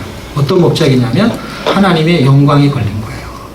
그래서 내가 원망할 수밖에 없는 종류가, 원망할 수밖에 없는 것이 아주 남이 인정해도 그럴 만한 것일 때 은혜가 큰 거야. 예를 들면 여러분이 자 은혜를 나누겠습니다. 나와서 은혜를 나누십시오. 그런데 별일 아무것도 없어. 은혜 나누세요. 나눌 게 아무것도 없어. 그런데 은혜 좀 나누세요 했을 때 은혜도 종류가 있잖아요. 교통사고 났는데 죽을 뻔했는데 살아가지고 고구마 전도하게 됐어. 그런 거 알잖아요. 그렇죠? 그럼 그 사람이 그걸 쭉 줄거리 풀면 사람들이 막 감동을 먹는 거예요. 그냥 고난이 너무 심하니까, 고난이. 근데 고난이 아무것도 없는 사람이 간증을 하라고 하면 할 게 아무것도 없잖아요. 그러니까 거꾸로 생각하면 억울한데 반대로 생각하면 사람들이 다 그 사람을 굉장히 이상하게 또 부러워해. 나는 저런 확실한 간증 하나만 있으면 예수를 열심히 믿을 텐데. 이런 질문들을 한단 말이에요. 지금 이거를 역전으로 생각하시게 되면 내가 저 사람은 태어난 것도 형편없고 생긴 것도 형편없고 뭔가 이 사람 구실도 못하는 것 같고, 그런데 그 사람이 그 날 때부터 소경이 이렇게 말하면 날 때부터 소경이 예수를 만났는데 눈을 떠버렸네.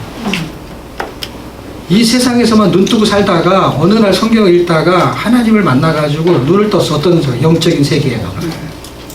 그러면 이게 역전이 된단 말이에요. 역전. 지금 우리가 지금 계속 눈이 감고 있는 상태에서 듣기만 하니까 이게 만약에 틀린지 잘 몰라. 눈을 감고 이렇게 뭐 여기가 어디고 저기가 어디고 우리가 자꾸 외우는 거야. 여기 어디고. 그리고 가면 여기는 어디야. 아까 말했는데 거기야. 아까 말했는데 어딘데. 안 보이니까 아까 다 설명한 건데 또 여러분 다음 주에 오면 또 얘기하면 몰라. 다음 학기에 또 들어요. 계속 들어. 근데 눈을, 저는 이걸 설명하는 게 목적이 아니라 눈을 뜨게 하는 게 목적인 거예요. 고난이 있고 힘들면은요, 그 고난을 다 누구나 빠져나가고 싶어 해요. 저도 막 앰뷸런스를 하도 수년 동안 타고 다녀가지고 그냥 아프면 전화하면 착 와가지고 택시비도 안 받고 그냥 태워다 줘. 아주 좋은 나라예요. 우리나라 엄청 좋은 나라예요. 위에 가가지고 연기만 나잖아요. 그런 앰뷸런스가 오는 게 아니라 소방차가 오는데 도끼를 들고 올라와요. 동치에 이래가지고 1월달에 미국에 갔는데 우리 딸네 집에 갔는데 뭘 이렇게 부어 먹는데 막 연기가 나길래 문 좀 열어. 문을 열었더니 거기 경보가 나가. 금방 경보로 했는데 이거 어떻게 눌러도 꺼지지도 않아. 그 사람들이 와야 꺼져요. 그걸 자꾸 그럼 벌금을 내야 되는데. 그런데 거기 이렇게 있다가 2층에서 누가 아파가지고 앰뷸런스가 왔더라고, 새벽에. 근데 우리 애 큰애가 그러는 거예요. 아파도 웬만큼 죽을 거 아니면은요, 택시 타고 가야지. 절대 저거 타면 안 된대. 왜 그냥 나 저거 많이 탔는데. 저거 타고 나면 처음에는 그냥 태워다 주는데 나중에 이렇게 뭐가 날라오는데 적어도 1,000불은 돼. 100불이 아니고 1,000불. 1,000불 나야 돼. 절대로 타면 안 되네. 그래서 계산해보니까 탕불 계산해보니까 누가 탕불 100만 원씩 계산해서 10번 탔으면 1,000만원이잖아요. 야, 돈을 엄청 벌었다. 이게 거꾸로 생각하면 은혜가 되는 거야. 아파서 실려갔는데 많이 실려갔어. 돈을 많이 세이브한 거야. 아, 진작에 내가 한 번 더 탈 거야. 엄청 돈을 버는 건데. 이게 어떻게 생각하냐는 거야. 이걸 믿음으로 믿음인데 내가 마인드 컨트롤의 믿음이 아니라 약속이 믿어지는, 약속에 근거한 믿음을 말하는 거야. 그 약속에 근거한 믿음이 아니면 자기 마인드 컨트롤, 자기 혼자서 그냥 좋다고 생각하는 것이죠. 아무도 그걸 증명할 수가 없어. 그리고 누가 보증할 수도 없어. 근데 성경은 이 말씀 자체가 나를 보증하는 거야. 구원, 그럼 그걸 구원을 보증하는 거고. 그 다음에 네가 가난한 사람한테 먹을 걸 줘라. 그럼 내가 그걸 책임을 지겠다 하면 그 말이 보증하는 거예요. 잠언을 읽어보십시오. 그렇게 써 있어요. 뭐라고? 궁핍한 자에게, 원수에게 먹을 걸 주고 줄이면은 마시게 하면은 반드시 하나님이 그걸 갚아주겠다고 써 있어요. 그런데 그거를 신약에다가 놓으면은 사람들이 다 그렇게 살까봐 신약에는 갚아준다는 말을 싹 뺐어요. 그걸 인용을 했는데 난 그걸 보면서 사람들이 신약만 읽고 구약은 안 읽는구나. 왜냐하면 잠언을 인용한 거거든요. 로마서가 뭐 줄인 자에게 하라는 얘기 있죠. 거기 관련 성경 구조를 찾으면 잠언이 나오는데 잠언 읽어보시오. 그러면 그 밑에 한 절이 아니라 한 줄이 있는 거 그런 걸 안 썼어. 그 한 절에 이렇게 밑에 있는 글 한 문장을 안 썼단 말이에요. 그게 뭐냐면 네가 한 대로 내가 갚아주리라 써 있어요. 그 이쪽을 신약을 읽으면 이게 손해가 되는 거잖아요. 그냥 갚아준다는 얘기가 없잖아요. 근데 구약 읽으면 하나님이 반드시 갚아준다고 하셨어요. 하나님이 갚아줄 때 쪼잔하게 원금만 갚아주겠어요? 은행도 이자를 쳐서 줘야 돼. 예? 그게 믿어지면 한다는 게 내 말은. 그렇게 했으니까 왜 안 하냐 그 말이 아니라 믿어지는 사람만 하는 거야. 아니, 복음을 전했을 때 예수님 십자가에 죽었어요. 죽었는데 안 믿는 사람 때문에 도로 살아나고 그런 게 아니고 안 죽는 게 아니고 그분이 죽었다는 걸 믿는 사람만 구원받는 거예요. 그 말은 없어지지 않는 거예요. 갚아준다 그러면 그분이 갚아주겠지. 근데 갚아줄지 안 갚아줄지 모르겠다. 그러면 안 믿는 거지. 안 믿으면 어떻게 돼요? 안 믿는데 뭐하러 하겠어? 안 하는 것이죠. 그냥 알고만 있는 거지. 갚아준다더라. 네가 해라. 갚아준대잖아. 네가 해. 나는 안 해. 왜냐면 나는 안 갚아줄 것 같아. 그러니까 안 하는 거지. 알긴 하는데. 지금 하나님이 갚아주시거든. 그게 간증이잖아요. 손해보는 것 같은데 계산하면 손해인데 그렇지 않다라는 것이죠. 자, 조서가 그런 실제 위력이 있습니다. 그래서 무력화를 시켜요. 대적의 세력을.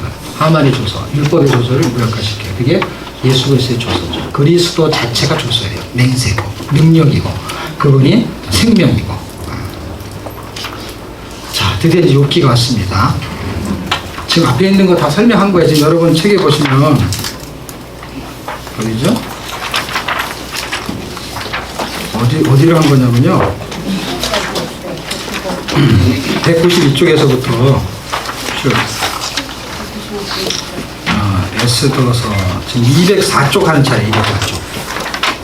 204쪽 찾으셨나요? 에스더가 나오죠?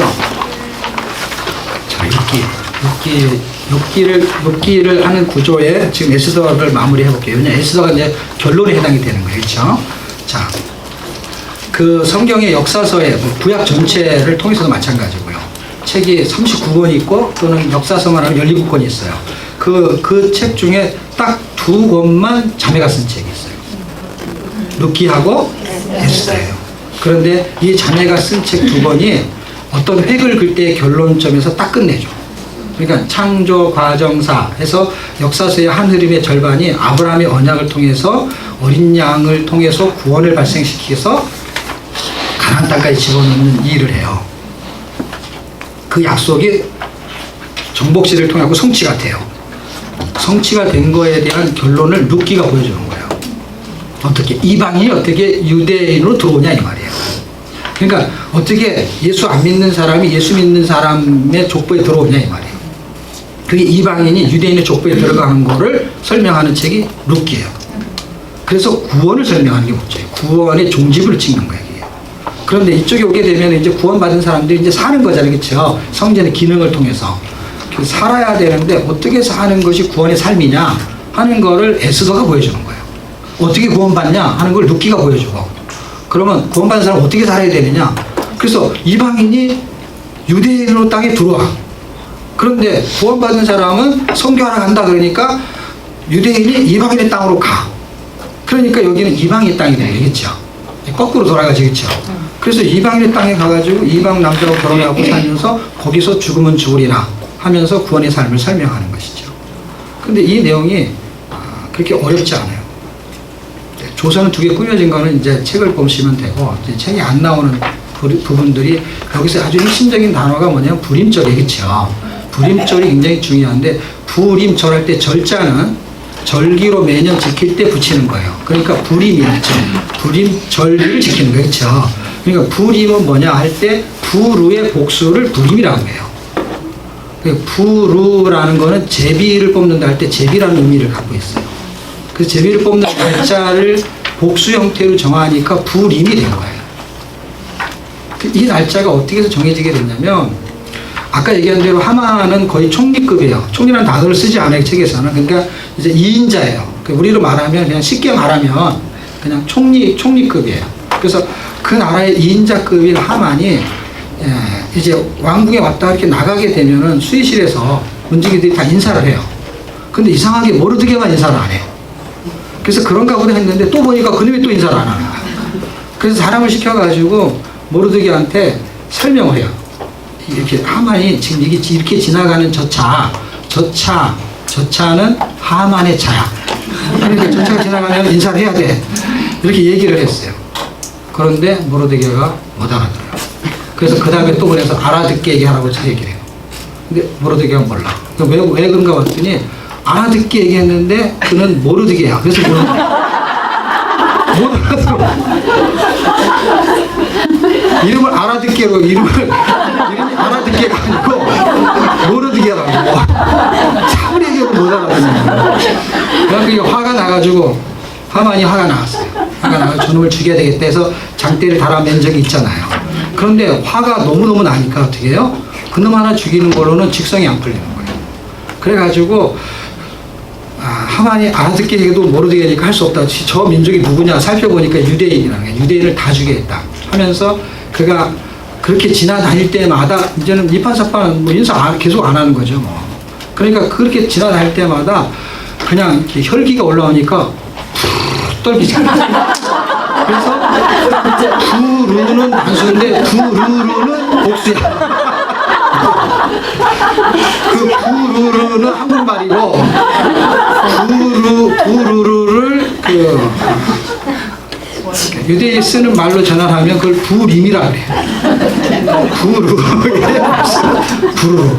부루루 떨다가 칼부림 날짜를 잡는 게 불임. 그래서 이거는 전혀 어렵지가 않아요. 모르드게 이름도 외우기 쉽죠. 알아듣게 모르드게. 그 안에서 하만이 화가 나서 부르르 떨다가 칼 부린 남자를 잡는 게 부림절이에요. 12월 며칠 13일 사이 잘 몰라서 했잖아요. 이틀을 자고. 네. 그렇게 하면서 날짜를 잡는 건데 그 부르르 떠는 것이 우리한테도 있다는 거예요. 그래서 우리도 진짜 집안에서 그렇게 사이좋게 지내다가도 뭔가 말이 안 통하고 화가 나면 부르르 떨다가 칼 부린다잖아. 유대인들은 불임절 절기를 지키고 우리도 불임절 절기를 지키는데 부르르 절기를 지키죠. 네, 그런데 하나님이 이걸 역전시키고 회복시킨다는 거예요. 그 내용이 에스더서 전혀 어렵지 않은 내용. 그리고 에스더가 말해주려고 하는 거는 구원의 삶의 기준치를 잡아주는 거고, 부르르 떠는 사람들이 어떻게 살아야 되는지를 몰라서 떠는 거거든요. 근데 우리가 그렇게 살 때가 있어요. 어떻게 해요? 치약을 이렇게 막 뒤에서부터 이렇게 짜야 되는데 앞에서 짜가지고 수건을 똑바로 걸었는데 똑바로 안 걸어놓게 되면요 부르르 떨려 이상하게. 추워서 떠는 거는 파르르 떠는 거고요. 열이 올라오면 부르르 떠게 돼 있어요. 그러면은 절기가 1년에 한 번씩 해야 되는데 이거는 매달 절기를 지켜. 그 절기는 1년에 한 번. 1년에 한 번 대판 싸우는 거지. 그걸 매달 그렇게 절기를 지키시면 어떡하냐고. 그런데 그렇게 살던 인생이 은혜를 만나잖아요. 은혜를 알게 되잖아요. 부르르 떨면서 살았던 인생이 아무것도 아니라는 걸 알게 돼요. 아무것도 아니라는 게 뭐냐면 시한부 인생으로 이렇게 언도를 받으면 그런 거 뒤에서부터 안 짜도 괜찮아. 이제 아무데나 짜도 괜찮아. 수건 아무데나 봐도 괜찮아. 그냥 그게 별로 안 중요해져요. 지금 우리는 너무 부르르 떠는 종류가 너무 많아. 근데 시한부 인생이라는 걸 못 느껴서 그래요. 시한부 인생을 느끼게 되면은 시한부 인생이라는 건 얼마가 시한부 인생입니까? 시한부 인생은 다 언제 죽는지 모르는 게 시한부 인생이에요. 날짜만 대충 정해주는 거예요. 그 성경이 정해준 게 뭐냐면 시한부 인생은 좀 강건하면 70 아니면 80. 그때는 다 죽는데. 그러니까 뭐 3개월 남았습니다. 이거나 70이면 80. 그쪽에서 점점 죽는 거예요. 근데 절대로 시한부 인생을 생각을 안 해. 우리는. 시한부 이 땅에 사는 건 시한부 인생이죠. 그리고 영원히 사는 거죠. 그 감각을 갖게 되면은 사실은 유한한 존재라는 것 자체가 겸손하게 만드는 거죠. 그리고 부르르 떨 일이 별로 없는 거죠. 이제. 어차피 역전이 될 거니까. 네. 부르르 떨다가 맨날 잘못했다고 해야 되잖아. 부르르 떨기만 해 손도 떨어야 되고. 그 다음에 이제 욥기로 가게 되면 에스더를 그렇게 이해한 상태에서 욥기로 가게 되면 욥기에서는 세 가지를 기억하시면 되는데요. 욥기에 그 3대 고난이 있습니다. 한번 적어보세요. 욥의 3대 고난, 그 다음에 3대 논제, 그 다음에 3대 변론. 이 세 가지 주제가 있는데 세 가지 주제가 지금 제가 욥기를 설명하는 게 지금 욥기를 설명하는 거 잘 들으셔야 돼요. 이게 이렇게 책이 40일치, 41일치예요. 42일치는 시편이니까 그렇죠. 그러니까 우리가 이제 두 일치를 하는 거예요. 두 일치의 내용을 지금 제가 설명하는 거예요. 이 책에 들어있어요. 제 설명을 듣고 책을 읽으면 그 내용이 이제 정리가 잘 돼요. 자, 3대 고난이 있는데 3대 고난이면 세 가지, 욥이 당하는 세 가지 고난이에요. 이게 까닭 없은 이유 없습니다. 그러니까 하나님한테 이유를 찾으시면 돼요.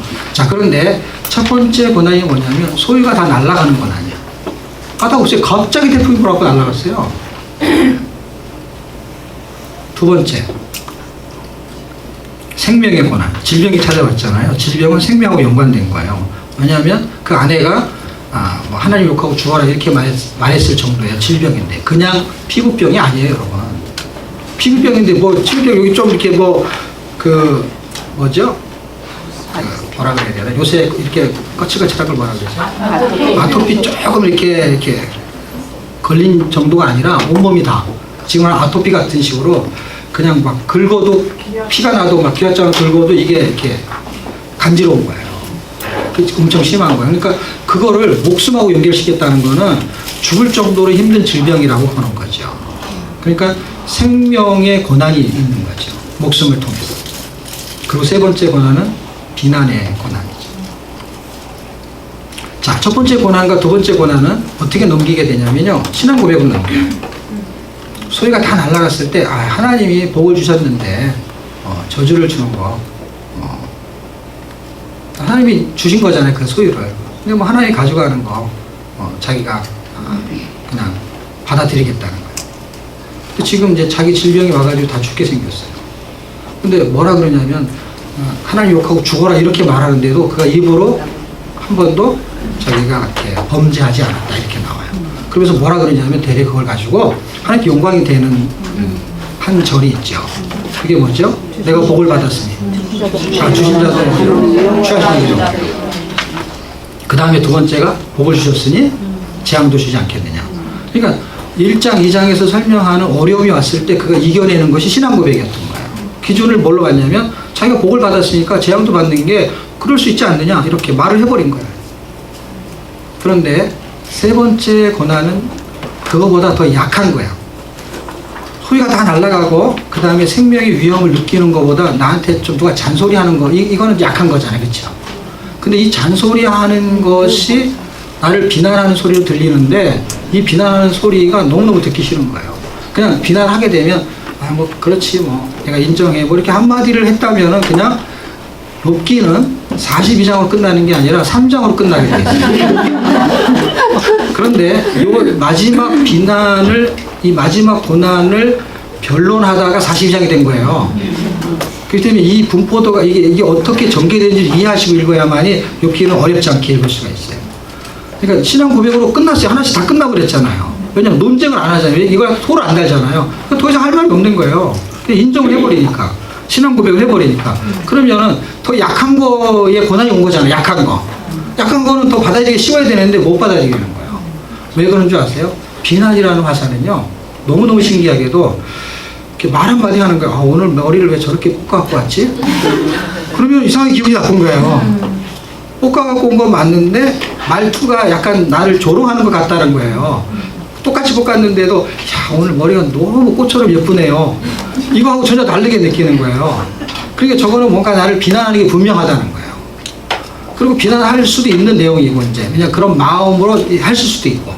근데 어떤 사람은 그냥 말투가 그런 사람도 있어요. 말투가 그냥 이 머리에 꽃 모양 같다라는 말 표현력이 부족해가지고 똑같다고 말을 못해. 그 뭐 어디 저쪽 남쪽에 사는 사람들은 대부분.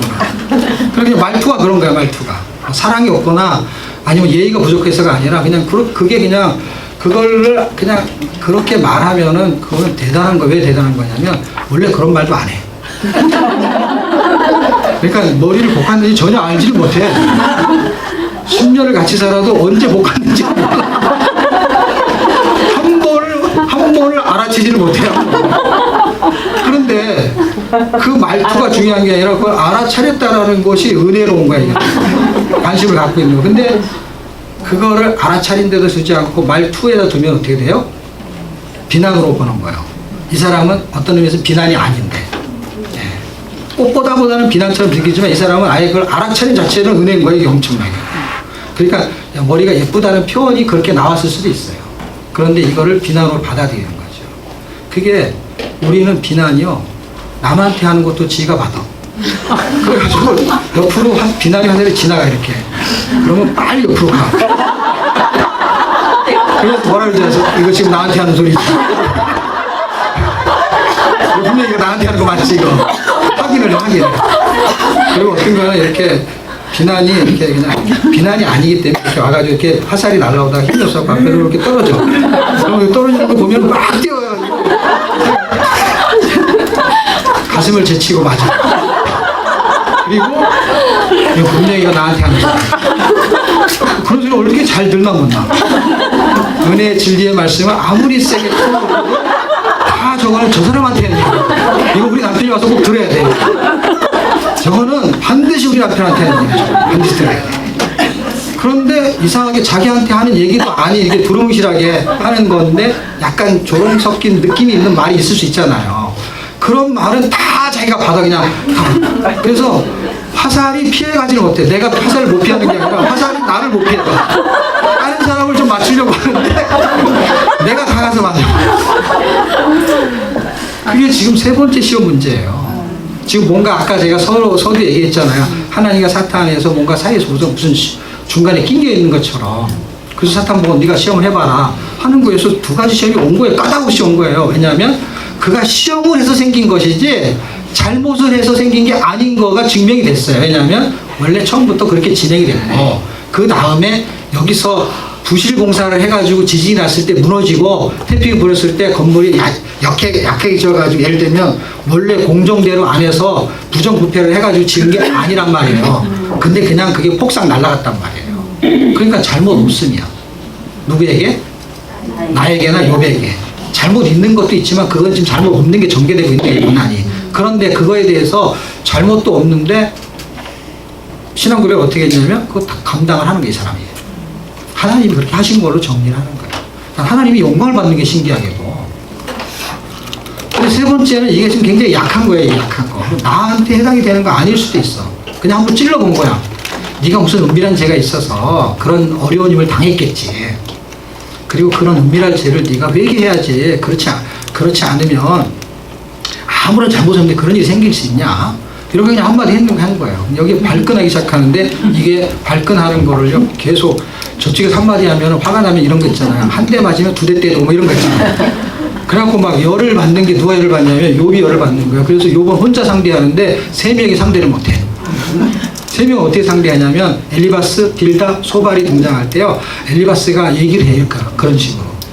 그러면 그 다음에 이렇게 만약에 예를 들어 한 장을 얘기했다. 그러면은 욥은 두 장 얘기해요. 욥 때문에 이게 길어진 거예요. 그냥 딱딱 잘라서 그냥 정답만 말하거나 아 그랬어 이렇게 하면 되는데 그걸 다 답변을 하는 거다. 답변을 하는데 두 장, 세 장씩 해. 그래서 이게 길어진 거예요. 그런데 그러고 나면은 엘리바스 다음에 빌다시 하잖아요. 빌다시 얘기하면 또 답변을 해. 근데 항상 두 배씩 해. 보면 거의 비율이 두 배야. 그 다음에 소발이에요. 닭발이 한다는 게 다 얘기해요. 다 오고 어떻게 해. 그럼 또 얘기해. 그러면은 그렇게 하고 나면은 좀 자기들 힘드니까 좀 쉬나 봐. 쉬었다가 또 해. 그럼 이게 2라운드에 2라운드. 이걸 3번씩이나 해요. 3라운드를. 어떻게 해? 3명이, 한 명이 말하면 답변하고 또 말하면 답변하고 또 말하면 답변하고 이렇게 1라운드. 이게 4장에서 14장. 그리고 이걸 다 합치면 3라운드를 한단 말이에요. 이거를 어떻게 하면 끝나냐? 욥이 아까처럼. 아까 며칠을 하면 돼요. 그런데 아까 며칠은 못하는 거예요. 왜냐면 이 비난에 가서는 모든 걸 다 막아야 되니까 내가. 그게 지금 우리한테 당면한 문제예요. 우리도 큰 사건이 벌어지잖아요. 그럼 담담해 사람이. 그건 이상하게 해결할 것 같아. 기가 막힌데. 기가 막힌 일이 생겼는데. 기가 막힌 일이잖아요. 자식이 다 죽고 건물이 다 날라가고 양떼가 다 날라가고 소떼가 다 날라가고 그랬어요. 재산을 한꺼번에 잃어서 부도가 난 거예요. 아무 잘못도 없는데. 기가 막힐 노릇인데요. 신앙 고백을 하는 거야. 담담하게. 근데 지나가는 말로 왜 머리를 그렇게 볶았냐 그래. 뚜껑이 열리는 거야.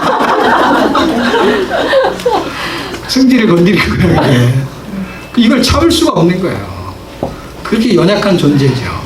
그 연약한 존재가 그러면 구원은 누가 발생시키냐 도대체. 그리고 우리는 왜 고난을 받냐. 자기는 잘못한 게 없다는 거예요.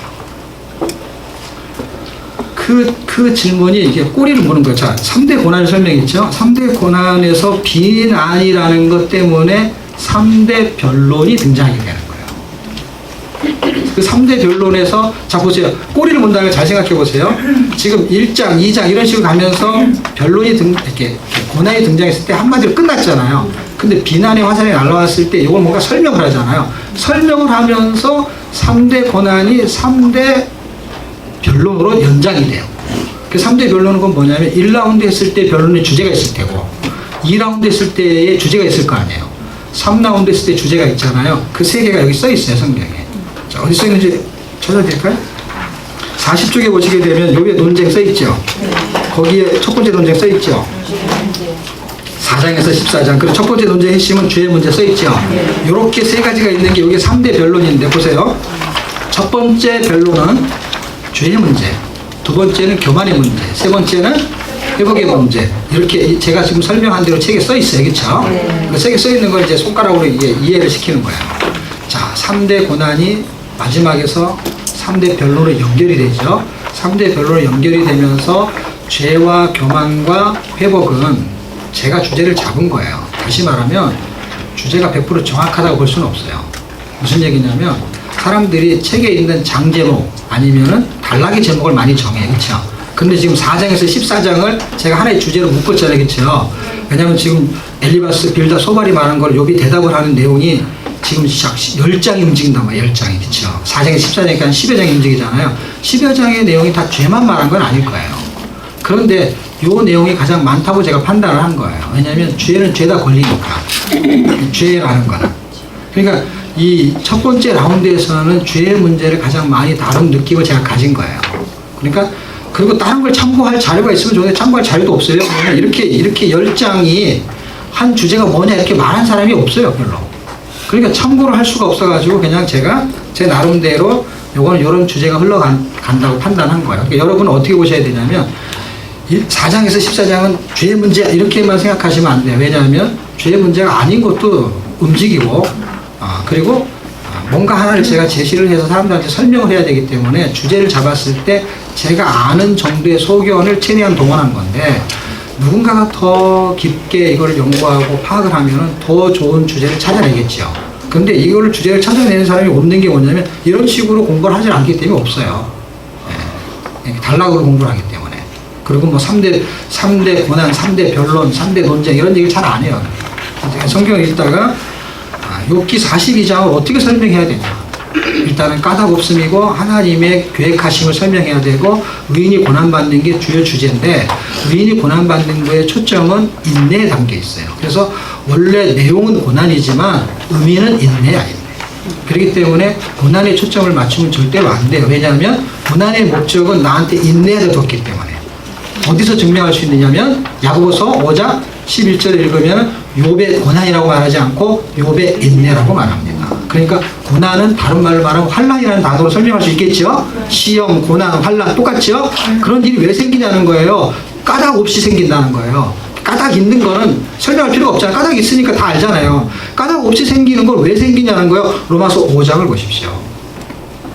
환난은 인내를 낳고 인내는 연단을 낳고 연단은 소망을 이루는 거예요. 하나님을만 바라보게 하겠다는 거예요. 안 그러면 해답이 없어요. 상담을 해도 해답이 없어요. 해답이 없어요. 그게 정답이 아니거든요. 그냥 그렇게 처리하는 거죠. 이렇게. 가장 데이터가 많은 거, 가장 내가 편안한 거, 그리고 가장 합리적인 거를 처리하는 것이지 그거는 성경에서는 그렇게 말하지 않아요. 성경은 인내하라는 거예요. 아니 원수가 나한테 원수질을 했어. 그걸 사랑하라는 게 어떻게 합당하냐고. 상담으로 되냐고 그게. 아무리 상담을 잘해도 안 돼요. 상담을 잘하는 사람이 저한테 공부하는 사람이 있었어요. 그 사람이 상담을 다 하는데요. 그 사람이 나한테 상담해. 자기가 했던 상담을 나한테 해. 자기한테 오면은 그 상담을 다 해줘 그렇게. 그런데 그게 자기한테 걸렸어. 그걸 나한테 오더라고요. 나는 상담을 안 하니까. 성경에 있는 대로 하는 거예요, 저는. 왜냐하면 상담 위에 있는 게 하나님의 말씀이거든요. 상담은 데이터로 하는 거고 성경은 기준으로 하는 거예요. 성경의 기준은 누구한테나 동일한 건데 상담은 동일하지가 않아요. A라는 집에서요, 똑같은 일이 벌어졌는데 A라는 사람에 따라서 틀리겠죠. 그래서 나한테 안 맞는 경우가 있어, 어떤 건 상담. 어떤 건 제대로 맞아 떨어지는 수도 있겠죠. 그러나 해결이 안 돼, 해결. 근데 이건 해결이 된다는 게 왜냐면 하나님이 하실 일이 있기 때문에 하나님이 그렇게 하고 있는 거지. 뭔가를 하시려고. 어떻게 하시려고. 하나님이 나를 하나님만 바라보게 만들려고. 아시아에서 당한 환난이 나는 사형 선고를 받은 것과 같아 이렇게 쓰는 게 고린도후서 1장의 사도 바울의 이야기예요. 자기는 사형 선고를 받은 것처럼 힘들었다는 거예요. 근데 왜 그렇게 했냐. 자기를 위로자로 세우려고 했다는 거예요. 나한테는 이유가 없어. 왜 내가 복음을 전하는데 잘못한 게 없어. 근데 어려움이 왔어요. 근데 하나님한테는 이유가 있었어. 왜요? 그 어려움을 허락한 이유가. 욥한테 어려움을 허락한 이유가 있었어요. 그 이유가 뭐냐면 인내하게 만들고 그 인내를 통해서 연단하게 만드는데 그 인내를 통해서 나타나는 연단이 캐릭터잖아요. 그리스도의 형상을 드러내는 캐릭터를 원했던 것이고 그걸 통해서 하나님만 바라보게 만들었던 것이죠.